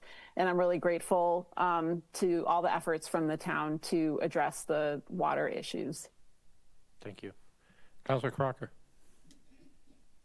Thank you very much, Mr. President. Cheryl, it's been a long time. Many years ago, in a galaxy far, far away, when I used to work in journalism, I met Cheryl. Must have been the early 90s, just when you were starting this out. I remember Dr. Julia Brody and some of her early pioneer work in this area. So it's nice to see you again. I learned an awful lot with regard to this back then when I was a journalist. So it's good to see you again, and it's good to continue. Good to see that you are continuing the work. I want to say one other thing, and then I want to ask a question. But I think it's already been talked about. This earmark is not dead. The Senate Massachusetts House, as of 8 o'clock last night, passed our budget, and it now will go to the Senate. They will have a differing version. They will add money, they will subtract money, they will put money in different places. So eventually, it goes to a conference committee, and it's very possible that, and I can't make any kind of predictions, but it might be a good idea if some of the state reps and state senators got on that conference committee to be able to argue for this. I do have a question, Doctor. I'm just wondering, is there a correlation, and do you have any data with regard to the number of times PFAS is used in a certain area versus the concentration and versus the amount of, for lack of a better word, disintegration of the PFAS in a particular area? I know you have not looked in this particular area in the town of Barnstable, but I know that that there were other areas in Barnstable that were exposed to PFAS, and not just Hyannis. So I'm just wondering if there's any correlation between the number of times PFAS was used in the specific area and how quickly that concentration goes down. Thank you very much for the question, and great to hear your long-standing familiarity with Silent Spring's work. It's a great question about how to predict the levels of PFAS in groundwater, and it certainly depends on a number of factors. You asked about the number of times that PFAS are used. We know that PFAS are used in many different applications. So the firefighting foams, for instance, at the Fire Training Academy, there are certain firefighting foams called AFFF. These are used for flammable fuel fires, and it used to be required that airports and military bases use firefighting foam that contains PFAS. And the concentrations of PFAS in those foams was extremely high. And so some of the hot spots that we see are related to those firefighting foams because the concentrations were so high. PFAS are also widely used in consumer products. So think of Teflon pans, Gore-Tex jackets, Scotch-guarded carpets, and textiles. Those also contain PFAS, but not at the same high levels that you might find near somewhere where firefighting foams were used. We do know that wastewater can pick up traces of PFAS from products in our homes and across the country. Where we see the highest levels of PFAS tend to be in industrial areas and near military bases, airports, and other fire training areas. But we're also seeing PFAS show up in many other places, from wastewater, from landfills, even from land application of wastewater biosolids. And you asked also about the disintegration of PFAS. Unfortunately, PFAS don't really disintegrate in the environment. They've been called forever chemicals because they are extremely persistent. They were manufactured to be basically indestructible. They have many carbon-fluorine bonds, which makes their chemical structure really difficult to break down. So as PFAS move through the groundwater, for instance, on the Cape, the PFAS concentrations can be diluted because there's additional water coming into the groundwater aquifer, say from rainwater, but the PFAS themselves don't really break down. And so that's one of the huge challenges with PFAS, is that they will be with us for generations because they are so incredibly persistent. Fortunately, they can be filtered out of water with carbon filters, but there certainly will be a legacy in the environment for a long time to come. I hope that answers your question. Thank you. Councilor Deleuze, did you have a comment?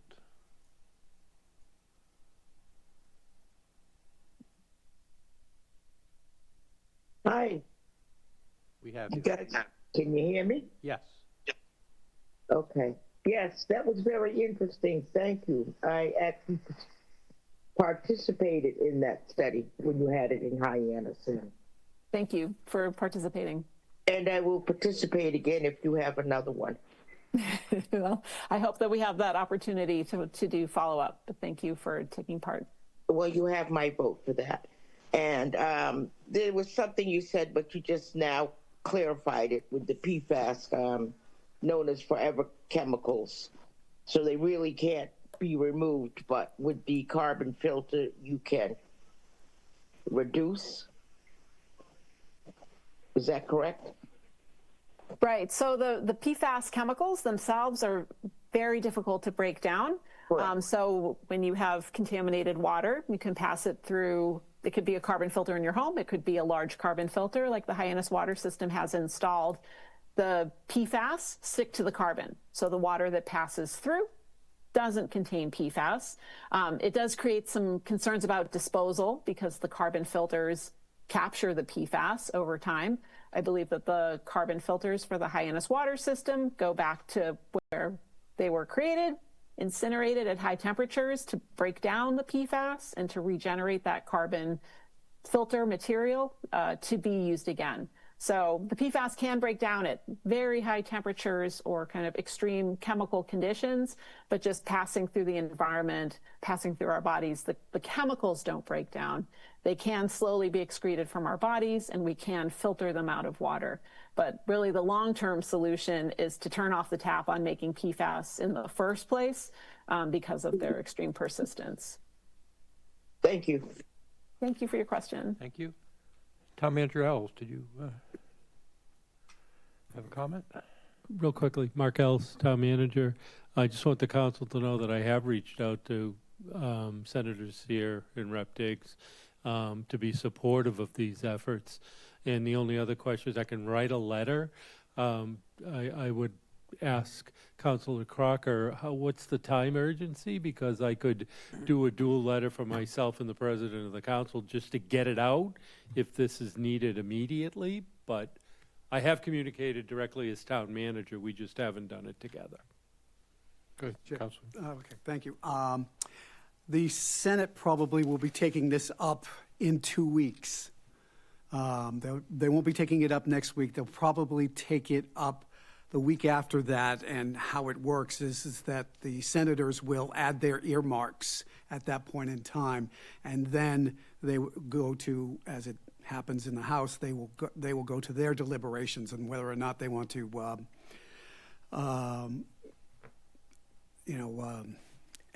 the word we use is inoculate, but fund it, basically fund it.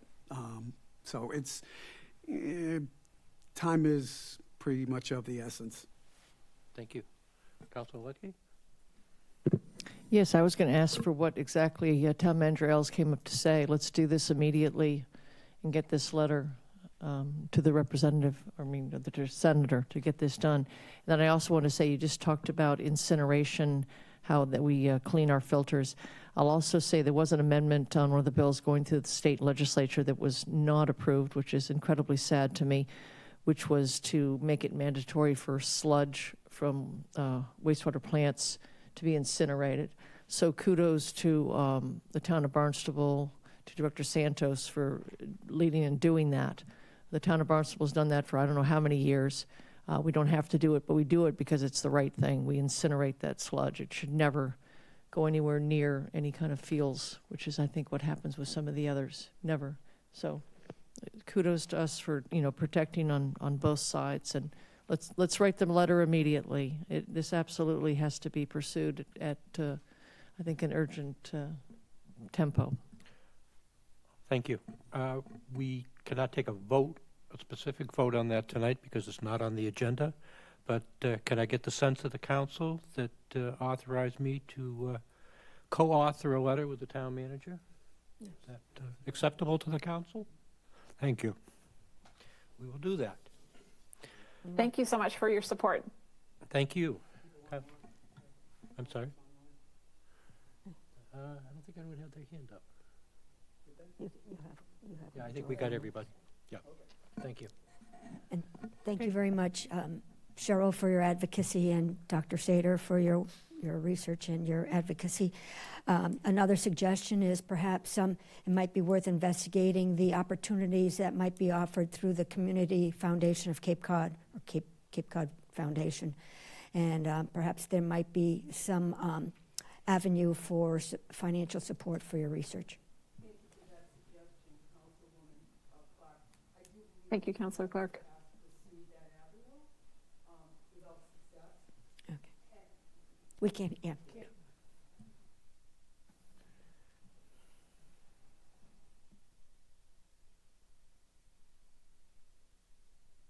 Thank you for that suggestion, Councilwoman Clark. I do believe that we... Is the microphone on? The green button on the mic? Oh, sorry, the wrong green button. I work with a lot of young people, a little younger than I am, and they're very technically, they know what they're doing, and sometimes they say, "Sure, you need to turn this up or turn that down." I'm turning it down when it should be up and vice versa. But anyways, thank you for that suggestion. We have pursued that avenue in the past, but have reached dead ends. I do believe that for the short term and the long term, it's our job at Silent Spring Institute and the Massachusetts Breast Cancer Coalition to make our state representatives understand how important this is. And as I said earlier, Senator Sarah's doing some great work with PFAS legislation. He's doing fabulous work, and we all have to applaud him for that, because let's face it, someone has to do it, and he's leading the way, not just locally, but he's known beyond. So I thank him for that, and I applaud him for that. But I don't think that everyone is really on board in terms of understanding the importance of this study. And the reason why we decided that we would come to you is because we know that there are members here who really believe in our work and who will step up and talk with people about what we need, why we need it. And now we have William Crocker here, who I didn't even remember until I didn't recognize you. That it was 100 pounds ago. He has the media knowledge. So I'll be talking with him soon, and he'll be guiding me and helping me via the media in a respectful, professional way. Any other questions? Thank you. Thank you very much. Thank you to you, Thank you. Dr. Shader and Dr. Whalen. Thank you. Thank you all. Great presentation. Thank you. Okay, moving on. I would like to invite Detective Sergeant Kevin Conley, District Attorney Rob Galaboys, and Chief Gene Chalice for a workshop regarding the automated license plate readers, ALPR. Welcome, Chief. The floor is yours. Good evening, President Tamish, Town Council members, Jean Childs, Chief of Police. We're here to present information on the use of Flock license plate reader technology and the ways it benefits the police department and the community. The presentation you will see represents how we use this important investigative tool, the safeguards we have in place, and our commitment to responsible use and ongoing review. Technology is advancing rapidly, and law enforcement is expected to stay current. Quite simply, if we don't stay current, we can't do our job. We can't be effective. The community demands excellence from the Barnstable Police Department, and responsible use of the Flock technology assists us in providing that high level of service. So I'm going to turn it over to Detective Sergeant Conley and the District Attorney and his first assistant, Jessica Olumba's here also. So we're happy to answer questions too. Welcome. Thank you. Good afternoon, council members. I appreciate you having me in today. Afternoon. What did I say? Good morning? It's been a long day. I was off Cape all day. I've put together a presentation here to represent what license plate readers are, what they're not, to debunk some of the myths that are out there, and to explain how we utilize them as a tool in our everyday policing and protecting of the community. So Flock Safety, what it is and what it isn't. Automated license plate readers are either called ALPRs or LPRs. They are the same thing. They are high-speed computer-controlled cameras that capture images of vehicles and license plates. They do convert the license plates into readable text, so you can have that. What is the license plate? They use OCR for that. That is optical character recognition. And some of the common myths and facts that are out there. One of the myths is ALPRs can track people and show police everywhere they go. That is a myth. It captures one location, one image of a vehicle, and one image of a plate. It is, they are stationary. For an example, in our town, we have 4 Flock license plate readers. We have 450 miles of road, and the quick math is that is one license plate reader from Flock for every approximately 100 miles of road we have. So it is not tracking people everywhere they go. The other myth is ALPRs violate the 4th Amendment or Article 14 here in Massachusetts. There have been dozens of court cases across the country, including court cases in this state, that back that this is not blanket surveillance because of the limited amount of them and the fact that they are stationary and they are just capturing a vehicle and a plate and not actually people. One of the myths is Flock ALPRs use facial recognition. That is not true. I'll show a little bit later in the presentation what you actually see as an investigator. They do not use facial recognition, and you do not have the ability to search based on human characteristics. You do have the ability to search based on a vehicle's characteristics. It's utilized quite often when there are hit-and-run accidents, when there's a violent crime or a property crime and someone flees in a white pickup truck. We are able to look at the plate readers and say, show us the white pickup trucks that would have went down this road in between a certain time, and we can look at those and see if any of those are the white vehicle in question. We cannot put a person's description there. It is vehicles only. One of the other myths is that they collect personal identification information. That is not true. It collects the vehicle. It collects the license plate.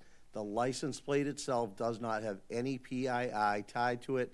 You have to contact the registry or run it through the registry to get that, and we have that ability in law enforcement. It does not automatically do it. It does not capture anything else. There's no social security numbers, no phone numbers, nothing like that captured by these LPRs.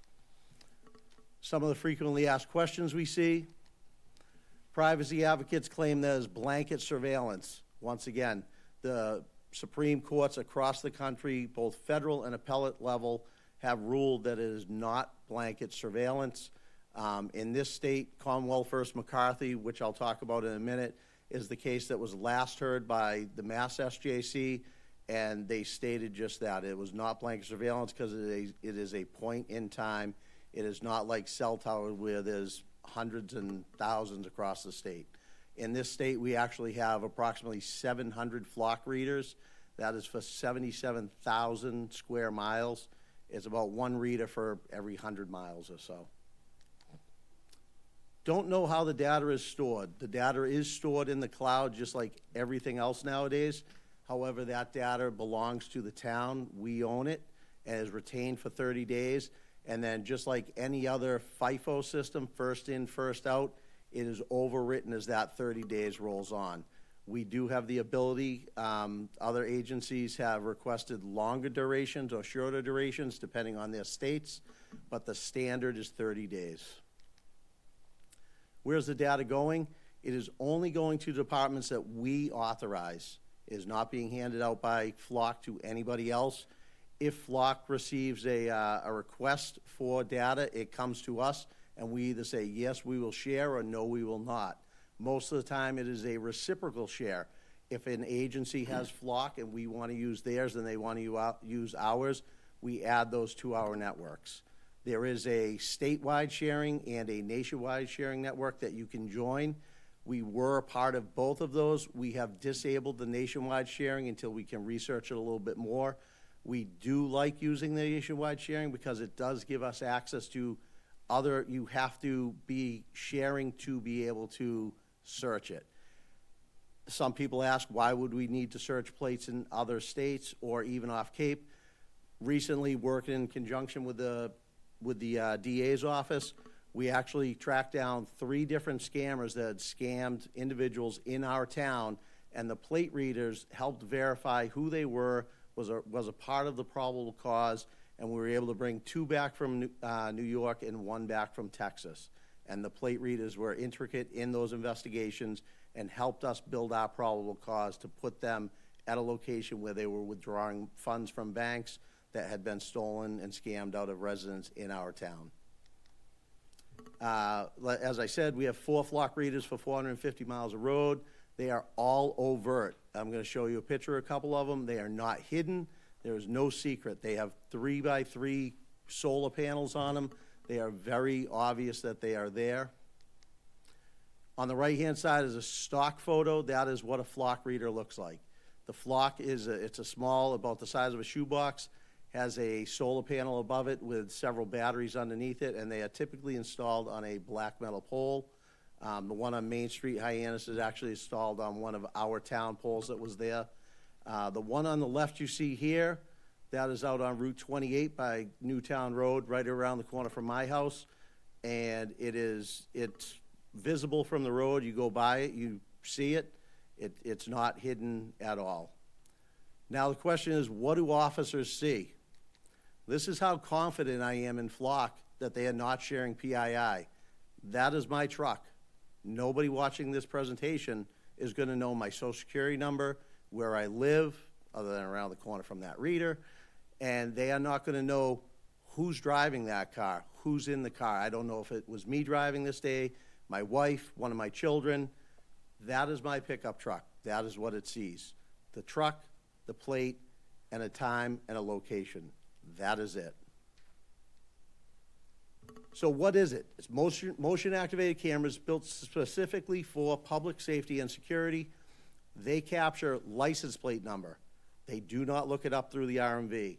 They capture the vehicle make, model, color, and body type, and a date, time, and general location of the detection. That is it. Data is owned by the agency, not Flock. It is never sold. Right now, we all know that we are the most sold item is our behavior through our phones, through our social media, through all of our purchasing habits. Flock is not in that game. They do not sell this data to anyone. It is never shared without agency approval. Data, this is just data that strengthens past and ongoing investigations. These are just some frequent uses that we use them for, and all these photos on the right, I'm going to explain them. Narcotics trafficking is probably one of the most common uses for this device, for this tool. In the upper right, just 2 weeks ago, we seized 4.5 kilograms of cocaine out of this town, $125,000 in cash from drug dealing out of this town. License plate readers were a huge part of that investigation, locating when and where they were leaving, and being able to help us know everything about their doings. Just one piece of it. Property crimes and violent crimes, the second picture down is a criminal that got in a high-speed chase out of town. We were able to put alerts in and notify us when he came back into town, if he came in on one of the roads that had a reader. We did. Within 10 minutes, he was pulled over and he was taken into custody. He did not run the second day. The last photo on the lower right, black Grand Cherokee, that was taken, that's right on Main Street right there. I did black out that plate. That was a stolen vehicle that hits a plate reader on Main Street. It alerts us that a stolen vehicle just went by it. Before it got to the West End Rotary, officers were alerted, made the stop, recovered that stolen vehicle. One of the most important things we need this tool for, though, isn't the criminal cases, it's the missing and endangered people. Daily, we have people call up that are in mental health crisis in our town. We have it happen far too often where friends and loved ones call and say, someone in my family is going to hurt themselves. We need help. If they have left the house in a vehicle, the very first thing we do is put their plates into these LPRs so we can see, have they left the town? Have they left the Cape? Are they anywhere? Has their car gone by anywhere so we can direct our resources left instead of right? Prior to, I think it was about 3 weeks ago, prior to me putting the narcotics one up there, we actually had a individual who was suffering a mental health crisis, 2 firearms on him, stating he wanted to die by the police. He had fled his house. We were able to put his plate right in the LPR, and within hours, he was at Cape Cod Hospital receiving the help he needed. That is our first tool we go to when we need to help people. So much so, the National Center for Missing and Exploited Children, they partnered with Flock in 2021. This is a letter from their Vice President, John Bischoff. Since 2021 to 2024, when he authored this letter, over 100 children had been recovered with the assistance of Flock plate readers, never mind the other companies that are out there. He specifically points out 3 kids that were recovered, 2 that were recovered in Wichita, Kansas, and a 14-year-old recovered in Casper, Wyoming. This is a tool that all law enforcement needs and uses to help people. To give you an idea of how many plates are, see, this was the, I believe for the month of March, our 4 plate readers read about 2.2 million plates. We conducted 111 searches in that same time frame. Franklin PD has a outward-looking portal. We have the ability to do this too. We're looking into doing that. Flock will actually take all of the data that we collect as far as how many reads, how many searches, and then if we have a case that involves it with a positive outcome, we can put it on there. Franklin PD already has theirs up and running. It tells you what it detects, what it doesn't detect, what the acceptable policy is, prohibited uses, very important in our state, data retention, number of plate readers in the town, different hot lists that are allowed, how many vehicles they see, and how many searches, and it runs for those 30 days. They also have in there a link to their policy. It is a completely transparent portal. Flock offers this option to departments. We have not implemented it yet. We are looking at it. Some of the constraints that we do see in this state that other states don't see, we are allowed to use license plate readers. We do have case law that says it is not blanket surveillance. It does not violate someone's 14th Amendment rights or their 4th Amendment rights.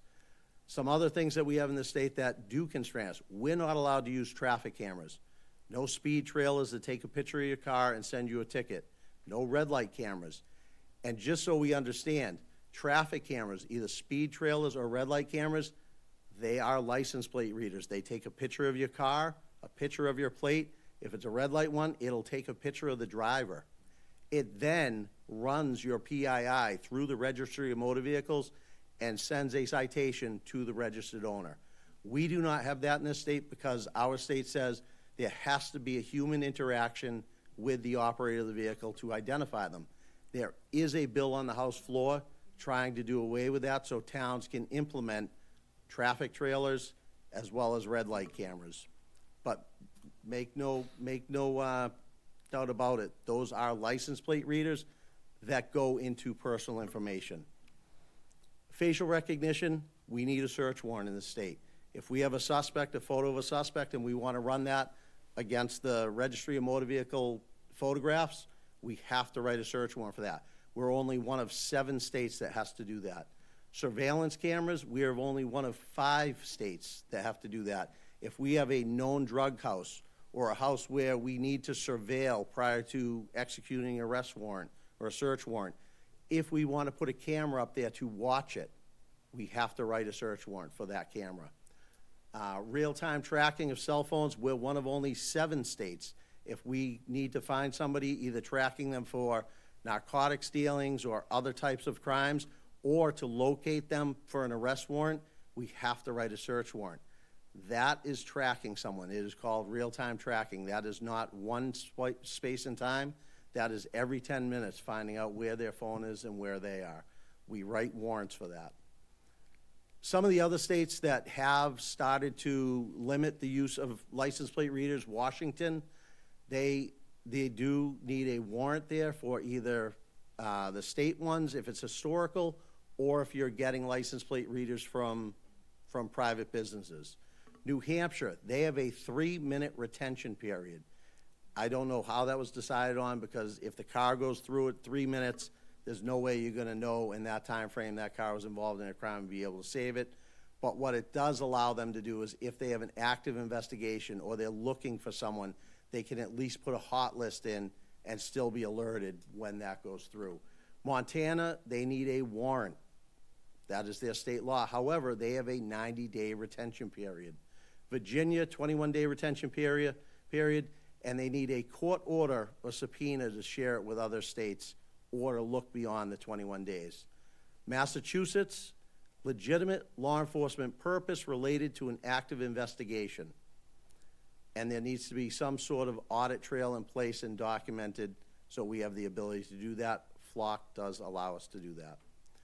Some notable cases that the town of Barnstable has utilized license plate readers to assist in criminal investigations. Commonwealth versus Montero. This was an investigation where there was a home invasion, a violent home invasion in our town. The victim dragged out of his bed while he was asleep at 3 o'clock in the morning, lost sight in one of his eyes.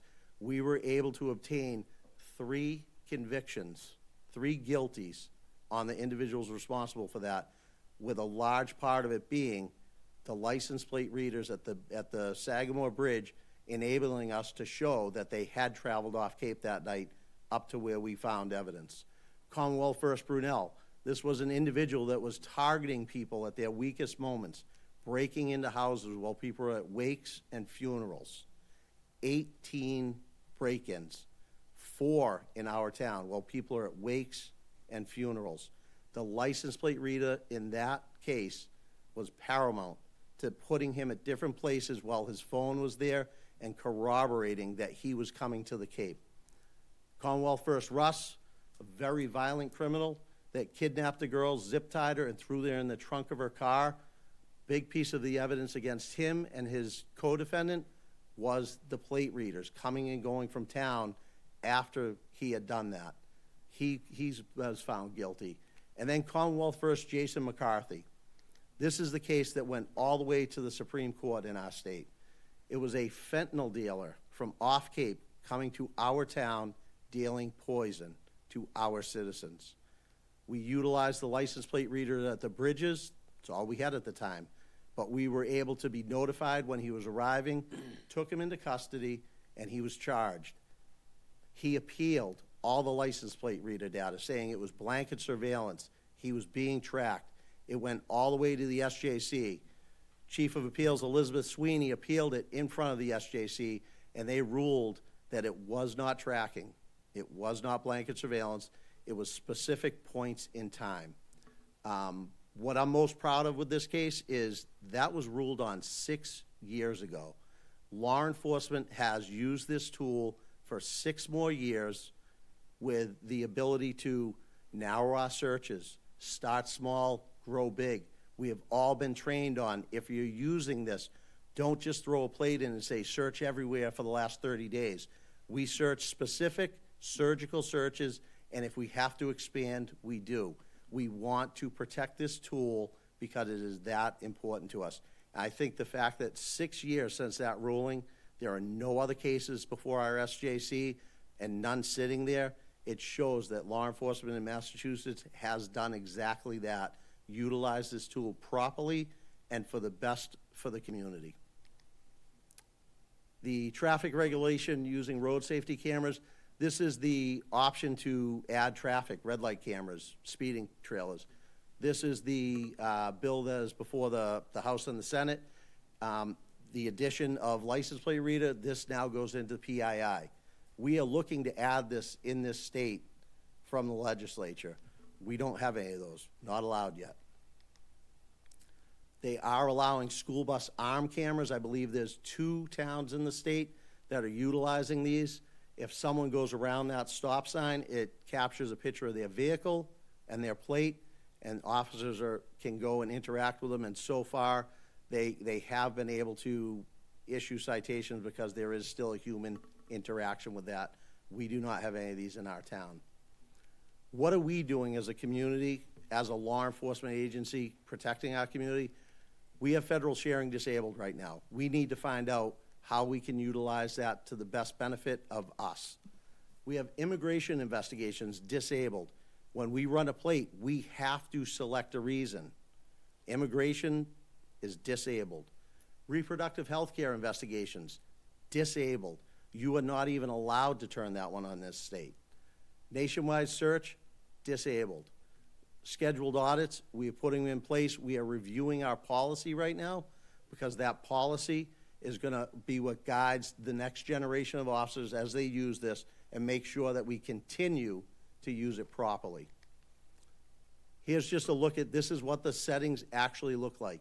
General settings, audit assistance, we haven't turned that on because they just enabled that the other day, and we want to make sure we know what it is before we turn it on, but I believe it's just alerts to tell you, hey, you're due for an audit. Federal sharing, disabled. Search filters, filter out immigration searches, that is enabled. If someone can see our cameras and they are doing an investigation and they check off immigration, they cannot run it through our plate readers. Filter out reproductive case searches, that is enabled. You see that as grayed out? We don't even have the ability to disable that in this state. I'd be more than willing to answer any questions people have about this tool, but I just ask that moving forward, this tool has been very successful for our agency, for our community, for the victims of crimes in our community, and I hope that continues to be a tool that we can utilize both for criminal investigations as well as helping our missing and our people suffering from mental health crisis. Thank you. District Attorney Cowboys, is there anything you'd like to add? I think he said that very well. Obviously, it's a very powerful tool. There definitely needs to be safeguards in place. I think we can all agree upon that. I think we can all agree that there needs to be auditing of those safeguards on a regular basis to make sure that it's being honored. But any questions from the council? I know the Detective Sergeant is well prepared. Councilor Burdick, did you? Want to go to me first? You go to Betty first. Okay. I could start, and Betty, do you mind if I want to lay one thing out there before, because, do you want to go? Well, I'm just a bit through the roof right now, so maybe I should come back down so you can go first. So, thank you for the presentation. I appreciate it. And I don't want, my skepticism about Flock to be misconstrued as skepticism for the Barnstable Police Department or the professionalism therein or your mission or your dedication to your mission.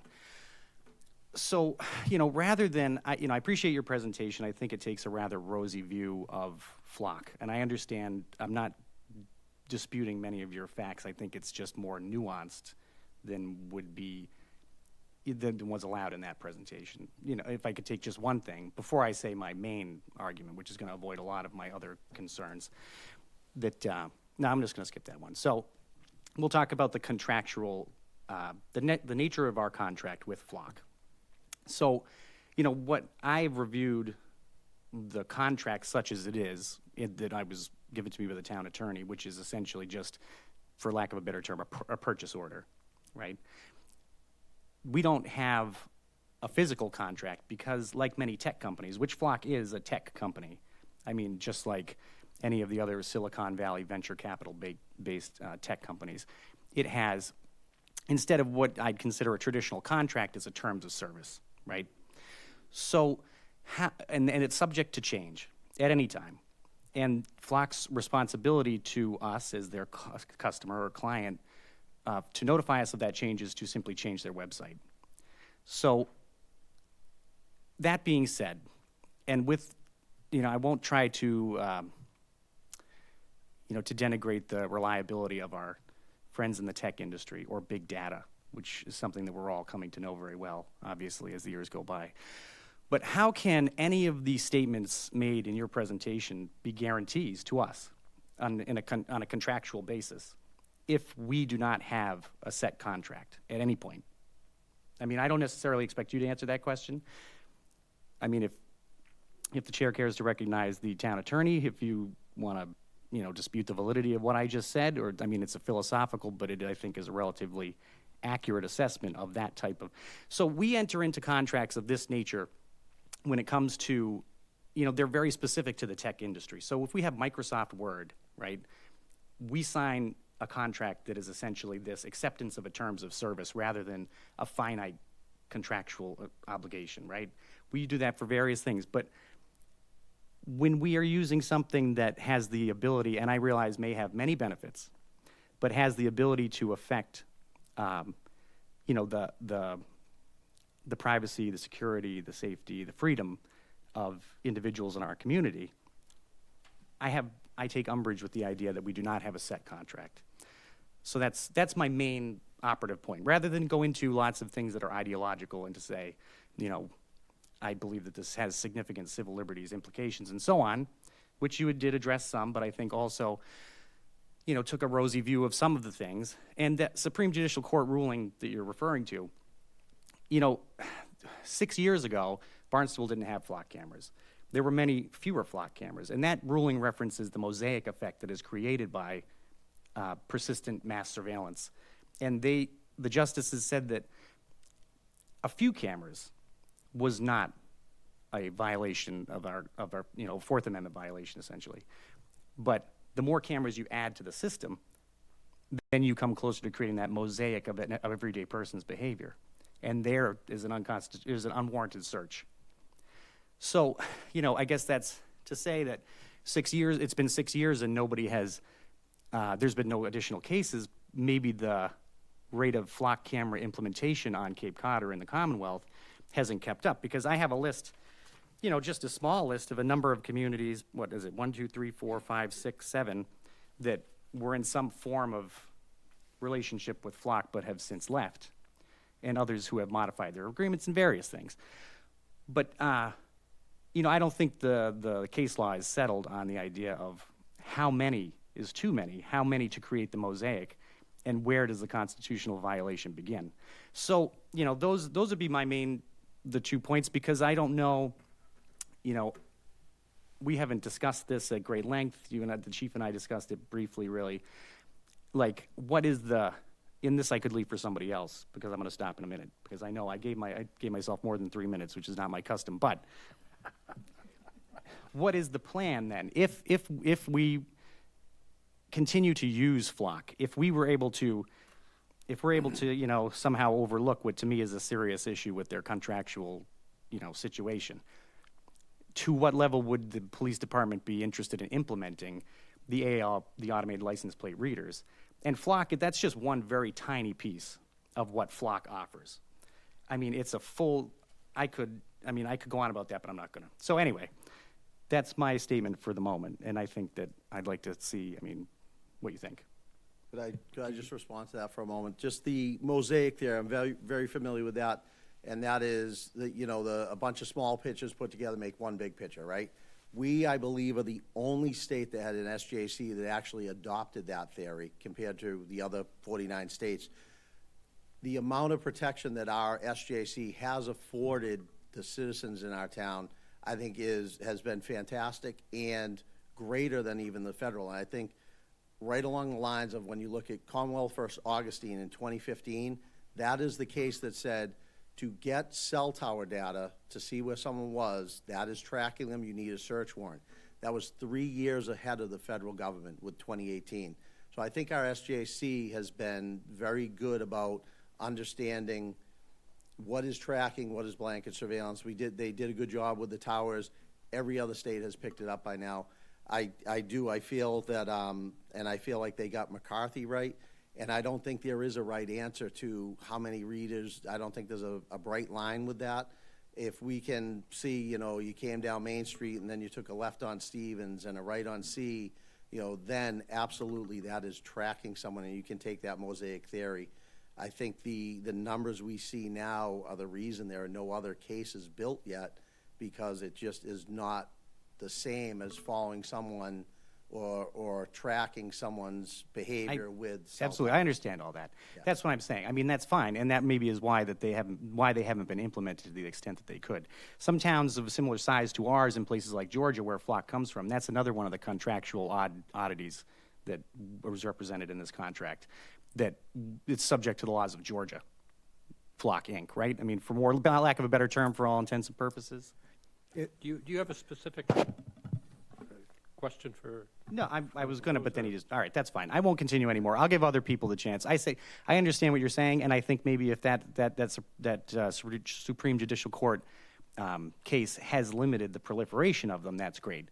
How much more proliferation can there be before we run into the issues is what I guess I'm asking, and I don't know what you would intend, how many you intend, if you were to continue putting them up, how many you would intend to put up, and if any of the other levels of the Flock integrated or full stack, as they call it, whatever, there's any interest in, and we have no policy regarding that. So I'll let other people speak now. I mean, that's fine. Thank you. Thank you. Okay. Attorney LaRosa, did you want to add or wait for a specific question? Well, I mean, just say if you could say that what I said wasn't totally off base, unless it was.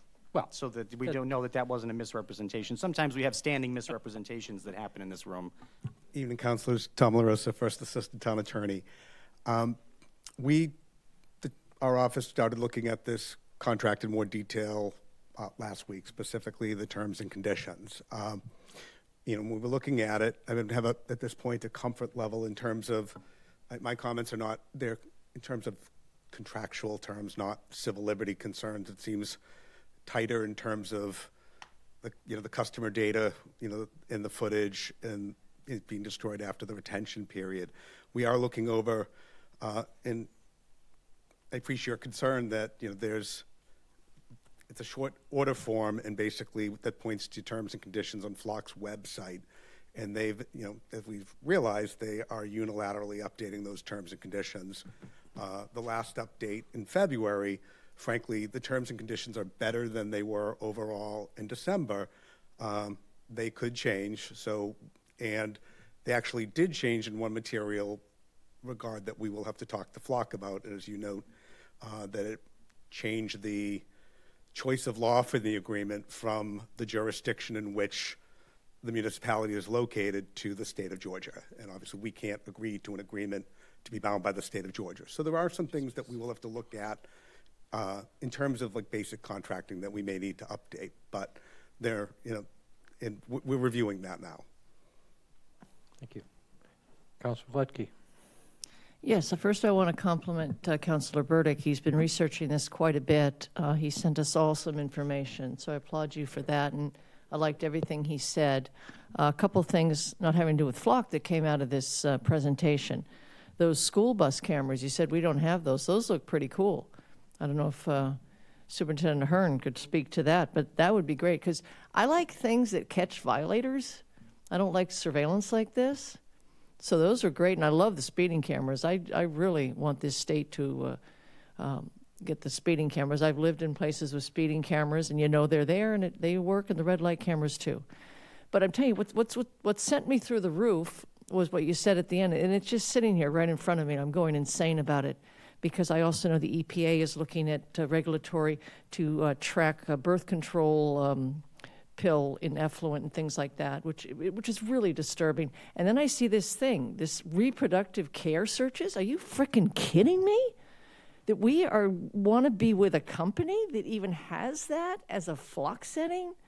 That's disgusting. That's absolutely disgusting. I just can't even go forward with this. And that's what sent me through the roof earlier. Reproductive care searches. Unbelievable that we're with a company that even has that on their menu. It disgusts me completely. Could I just respond to that, please? I believe, I actually applaud Flock that they added this to take it out of the system for people, because there are states where you can have criminal charges tied to reproductive cases. We are not one of them. So I applaud that Flock has made that an option that people have to check, and they have said to other states and other customers, you can completely shut this off. They cannot use your system at all. So that's why that is up there. And I don't know if it's misrepresented up there, but other states, they have that as crimes, and Flock has gone and said, we understand that some states do not. We want to give them the ability to shut off other states from looking at their cameras. No, this is the slippery slope with this. This is just bizarro world. It's 1984. It's awfulness. It's absolute awfulness. I don't support it one iota, and I wish we would remove them. Maybe I'm okay with the one on the bridge. The one on the bridge is the one that caught the guy at Sandy Neck bringing the food from the elementary school. I remember that, took a picture of him. That was a good thing. But no, I don't want these in Barnstable. I especially don't like anything to do with this company. And back to the contract, in Cambridge, they started putting up extra ones that Cambridge didn't even want. Then finally Cambridge said, we're out of here. I mean, they're out of control. They do whatever they want. No, absolutely not. Thank you. Mr. President. Thank you very much. I completely agree with Councilor Lucky on this. A system that could track people who are looking for reproductive care, merely one that could, is such a horrible slippery slope here. Because if we can track that, we can track everything else that people might be looking for that is not a criminal violation, and that gets right into their most personal lives. A more broad question, my understanding from what you said is that the use of Flock is authorized for a, quote, legitimate law enforcement purpose? Correct. Who makes the decision about what's legitimate? The investigator investigating crimes. Okay, and if that investigator just decides to track me, who tells that investigator no?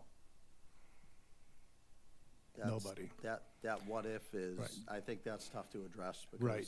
The way the Constitution... We rely on investigators right. to... The way the Constitution addresses that, it's the Fourth Amendment. Right. You need to have a warrant. You need to have someone else, a third party, a judge, approve whether that is a legitimate law enforcement purpose.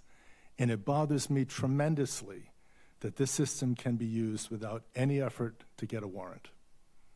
And I very much on board with Seth and Betty on how disturbed I am about where this is now, but where it can really go. Thank you. Thank you. Any further discussion? Okay. No? All right, well, thank you very much. We will have a further discussion, I believe. Councilor Ledke? Well, that's what I'm asking. Let's have a further discussion. When are we going to have this further discussion, and what will it be? Will it be a vote up or down that the town of Barnstable uses these Flock cameras? If a councilor requests to have a vote, we can certainly put that on an agenda. But we cannot vote on it tonight. No, we can't vote on it tonight, but I'd like to see it on an agenda. Then I would suggest that you sponsor an article to work with the town attorney to draft up an article, and we'll put it on the agenda for a vote. Absolutely. Thank you. Thank you. Thank you. Okay, thank you. Thank you. Okay, we are going to take 10 minutes.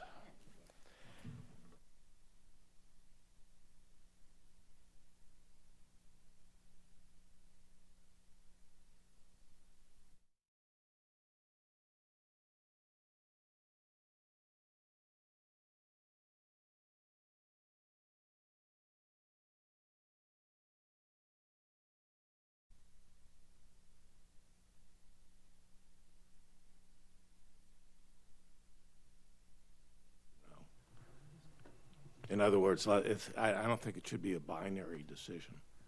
Well, the way I would envision it would be that it would be a vote to authorize or to continue the use, and it's certainly whatever Councilor Lutke and the town attorney come up with. You know, if a particular council has a concern about the verbiage, then it's subject to amendment. Okay, that's fine. All right. Okay. 10 minutes. Thank you. It's 8:26. We'll resume at 8:36.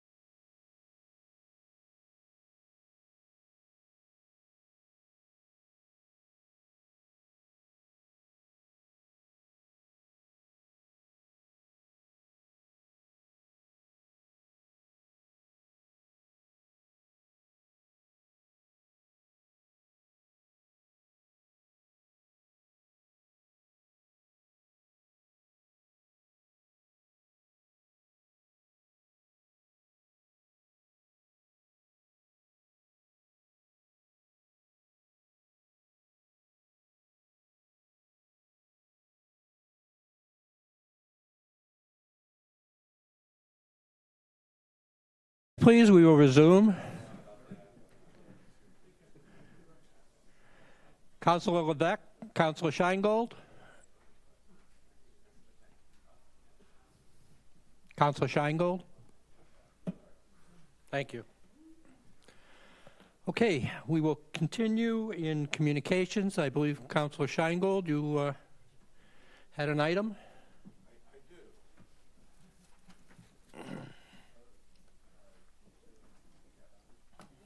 So, yes, Sunday morning, May 3rd, is the annual Millbelly Breakfast at Liberty Hall in Marston's Mill Village from 8 a.m. to 10 a.m. And the money from this goes to scholarships that are sponsored by the Marston's Mills Village Association. And I'm told that you don't have to be a millbilly to go there, but it's a lot of fun. And at the last one, I met Jim Cupford there. So, yeah, so it's recommended to all. Thank you. Okay, anyone else? All right, we will move on to the orders of the day. Councilor Starr, why don't we start on the right-hand side this time? 2026-164, please. And I would invite Superintendent Ahern and her staff to come up. Thank you, President Tamish. This is old business. The roll call full council. Item number 2026-164, appropriation order in the amount of $400,000 for the Hyannis West Elementary School heating, ventilation, and air conditioning design project. Okay, thank you. Second. All right, this is a public hearing. With respect to the public hearings, I'm going to announce the opening and closing of each public hearing without asking for a vote to do so. However, if any counselor objects at any time, then a vote will be taken to open and close the public hearing. If there is no objection, I will open the public hearing at this time, and I recognize Superintendent Ahern for the rationale. Thank you. So I'll invite Doug Bowlander, our Director of Facilities, to chime in as well. But we are requesting an appropriation. This comes to you after being voted on by the school committee of $400,000 from our reserves and savings to support the design of the Hyannis West Elementary School heating, ventilation, and air conditioning project. This building and its system is really quite old and is nearing the point of failure. We did have a situation this year, and so we're kind of escalating it and taking it out of our typical capital improvement process in order to expedite the design so that we can then move forward with some repair. And I'll turn it over to Doug to talk a little bit more about that. Thank you. As Dr. Ahern was just saying, this appropriation is for the design and then of course the cost estimate to completely replace the heating system in that school. That school, as I think I mentioned to you guys in the past, that's just an old steam system. That steam system was built on, that school was built on a slab, and the steam system and the pipes are inside the slab. So every time that they fail or break, we're having to break up the slab, repair it. At this point right now, we have one end of the school that's on electric baseboard heat, another end of the school that just got baseboard heat. So we're doing a lot of patch and repair Band-Aids, and this can't wait any longer. We're looking to use this appropriation to begin the design and development of the bid documents. Thank you. This is a public hearing. Is there anyone from the public who would like to be heard on this matter? Seeing no one, is there anyone online? Seeing no one. At this point, I will close the public hearing. Any counselors? Councilor Scheingold. Yeah, what technology are you looking at installing? They're looking at just putting in a new hot water boiler system, and the design for this one, because of the urgency of it, it would then be going through above and through the attic and then feed our existing, recently added to the school a couple years ago, univents that are in the school. Each of those are in there, then they will convert those from steam to hot water.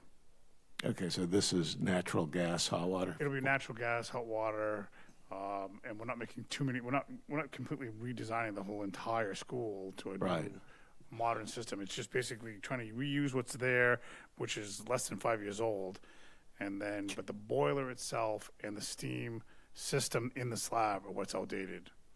I'm just curious whether, any other alternatives might be a better fit, such as heat pumps, electric We're heat actually pumps. looking into heat pumps at another school, at a couple other schools. Okay. Down in the villages. This was because of the urgency. I mean, we probably could start looking into it with the design, but again, this $400,000 appropriation would be to start the design of a system. And if they came back and said, we can find a better design, a better system, but right now, it's the design and go forward. Yeah, because, with heat pumps, it would be more modular, and maybe that might be something to be looked at as part of it. We definitely look at all the options we have in the other schools. I mean, we would weigh out the option of would it be less expensive. We've also been talking with the town grant writers and the such thing, if there was funds for that. Changing the school, it could be an option, but right now it's moving forward with this design as we need and as we see fit. So if the town qualifies to be a green community, there would be some additional funding that might be available. That's correct. And I think we're looking at, like I said, the villages could be an isolated campus that we could go all green down there and then move it to other schools as we move forward. So we're focusing on that green effort down in the Marston Mills area and BUE, that problem that we're having down there. Okay. All right. Okay. Thank you. Yep. Thank you.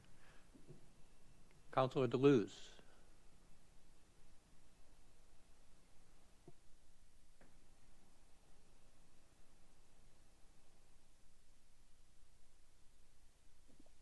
I'm having such a hard time with this daggone phone. Yeah, how old is that school? I think that was like one of the first classes to go through there in 63, 64. Yeah, that's correct. It was built in the mid to late 50s. Yeah. And at that time when it was built, that's when this old steam system was built. The slab was poured over the pipes. So, did I hear something about maybe moving the school? Not moving the school, but the students. Yeah, so the school committee and the facilities subcommittee have been really taking a deep dive into all of our school buildings and trying to understand what's needed in each one. They're far from any sort of conclusion or decision or recommendation, but there had been some hypotheticals put out, in particular considering the kind of growth in the Hyannis area versus some of the other villages. So there are no definitive plans or recommendations for that. But it's a really good question because if we, had some decisions going forward and sort of a longer term plan, you might make some different decisions. When it comes to this, though, the Hyannis West heating system is really at the point of potential failure. We had a major outage at one point this year and wondered that we would have to send everybody home.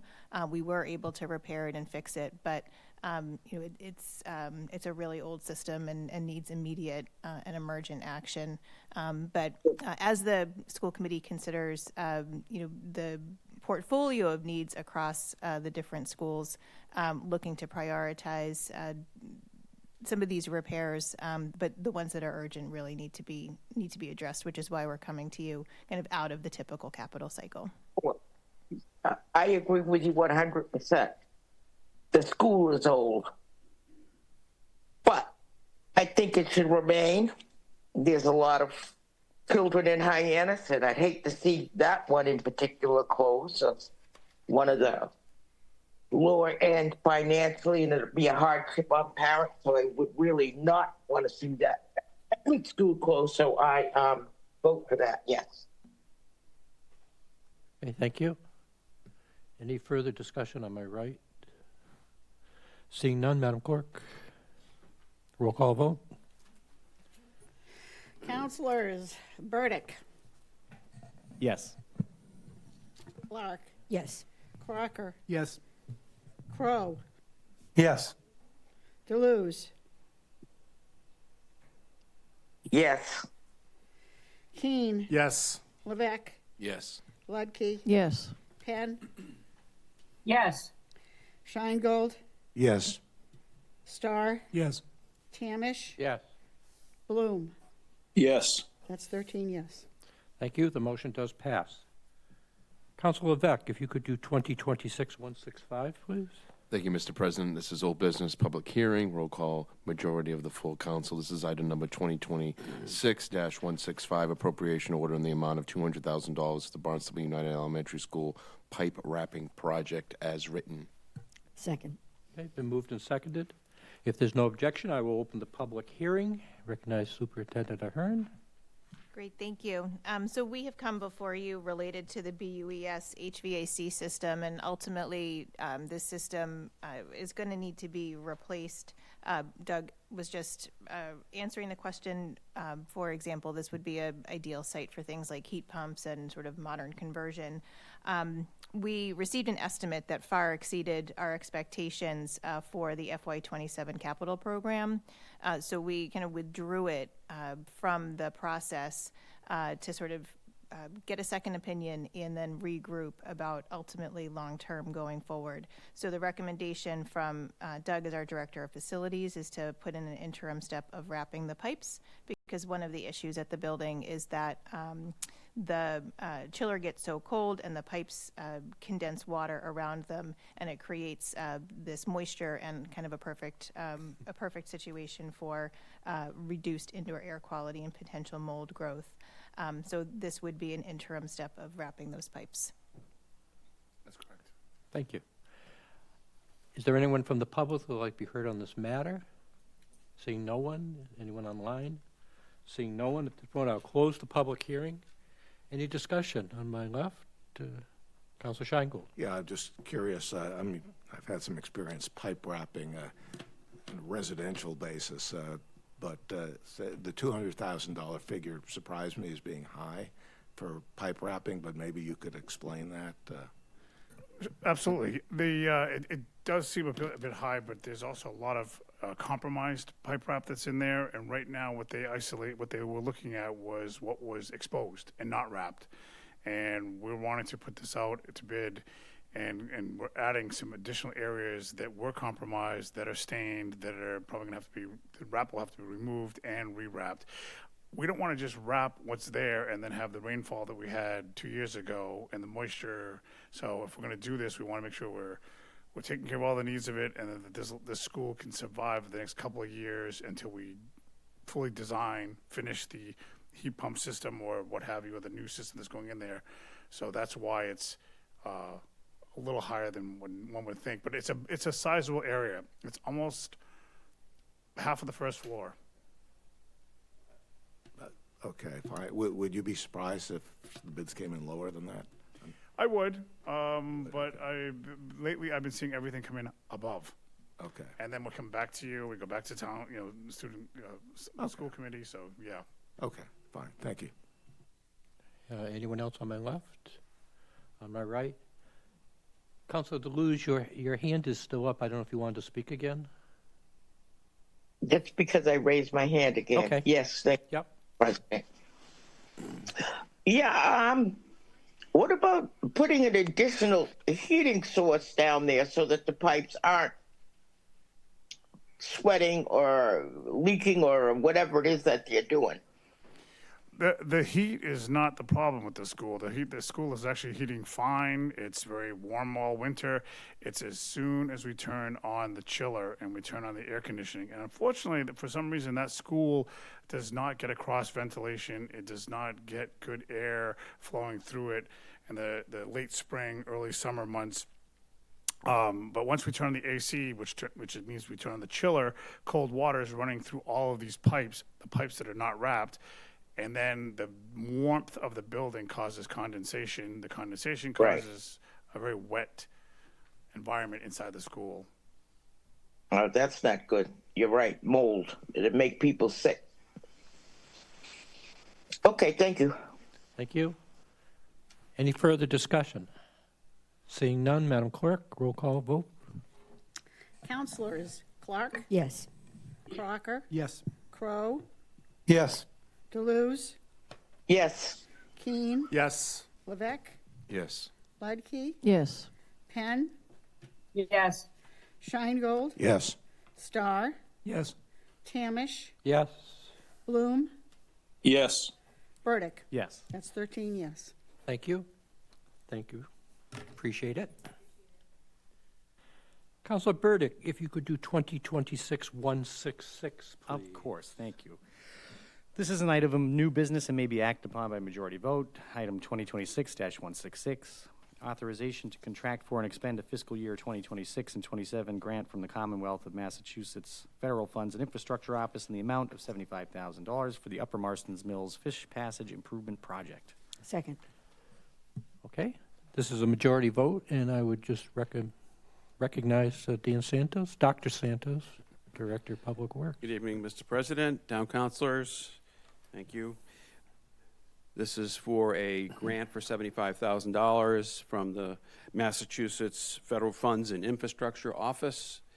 We identified at the Mill Pond in Marston's Mills Dam. There's also a fish ladder there. We've identified through an inspection some deficiencies in that structure, and it doesn't meet current standards that optimizes the use for fish as a fish run. And so we were awarded this grant. The grant is a reimbursable grant, so we will provide information to the state about what we've done. This is specifically for the design and permitting, and we will seek additional grant funds for construction. Thank you. Thank you. Any discussion on my right? Councilor Levesque? I just want to say thank you, Dr. Santos, for keep moving this forward, and just keep going. And it's a valuable piece of, honestly, history for that area, and a bit of a tourist attraction even. So I know it's very valuable to the village and for the people in Marston's Mills. So I appreciate your efforts, and keep it going. Thank you so much. Thank you. Thank you. Councilor Starr? Mr. Santos, is this on River Road or Rosa Lane? Is that where? No, it's further up. No, it's right at the Mill Pond at the intersection of 149 and 128. Okay. There's a dam there. Okay, under Route 28. Yes, that's okay. Where the fish one goes. Yeah. Okay, the Upper Marston Mills. I always think of upper, like further up the river. But okay, thank you. Thank you. Any further on my right, on my left? Seeing no one, Madam Clerk? Councilors Crocker, Yes. Crow, Yes. Deleuze, No. Keene, Yes. Levesque, Yes. Ludke, Yes. Penn, Yes. Scheingold, Yes. Starr, Yes. Tamish, Yes. Bloom, Yes. Burdick, Yes. Clark. Yes. That's 12 yes, 1 no. Okay, could I have a motion, please, to refer 2026-167 and 2026-168 to individual public hearings on 5/14/26 and 2026-169 to a second reading on 5/14/2026. So moved. Second. Moved and seconded. Any discussion on that motion? Madam Clerk? Councilors Crow, Yes. Deleuze, Yes. Keene, Yes. Levesque, Yes. Ludke, Yes. Penn, Yes. Scheingold, Yes. Starr, Yes. Tamish, Yes. Bloom, Yes. Burdick, Yes. Clark, Yes. Crocker. Yes. That's 13 yes. Okay, the motion does pass. At this point, I'd like to make an announcement. Councilor Crocker, while we're still in public session here, retired today from the legislature, and congratulations to him on his retirement. Yeah. Well, there goes your conduit. Yeah. Yes. No, mean, I we- try to let the council know what's going on. I still have my friends and places. Thank you. Thank you. I would like to move that the town council go into executive session pursuant to General Law, Chapter 30A, Section 21A6, to consider the purchase, exchange, lease, or value of real property, specifically the property located at 0, 167, and 177 Pleasant Street in Hyannis, since the discussion in open session may have a detrimental effect on the negotiation position of the town and town council. The town council will not return to public session after the executive session. Do I Second. have that motion? Mr. Chairman, Yes. I will have to recuse myself from that discussion. Very good, thank you. Do I? And I believe Councilor Levesque is recusing himself also.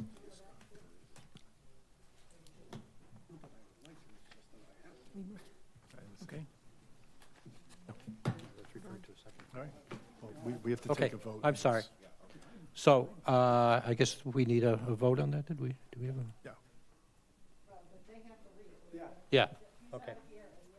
He's out of here. You're out of here. Out of here.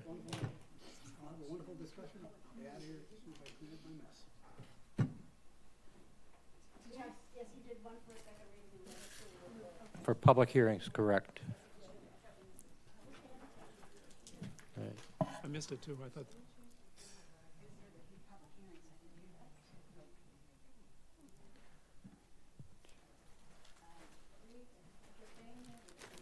We're moving. Counselors, Deleuze, I'm here. Ludke, Yes. Keen. I'm Yes. sorry, I jumped over you, sorry. Penn, Yes. Scheingold, Yes. Starr, Yes. Tamish, Yes. Bloom, Yes. Burdick, Yes. Yes. Clark. Thank you. Thank you. And The motion Kroll. does pass. We will move into Yes. the Okay, got Crow. Selectmen's conference room for an executive session.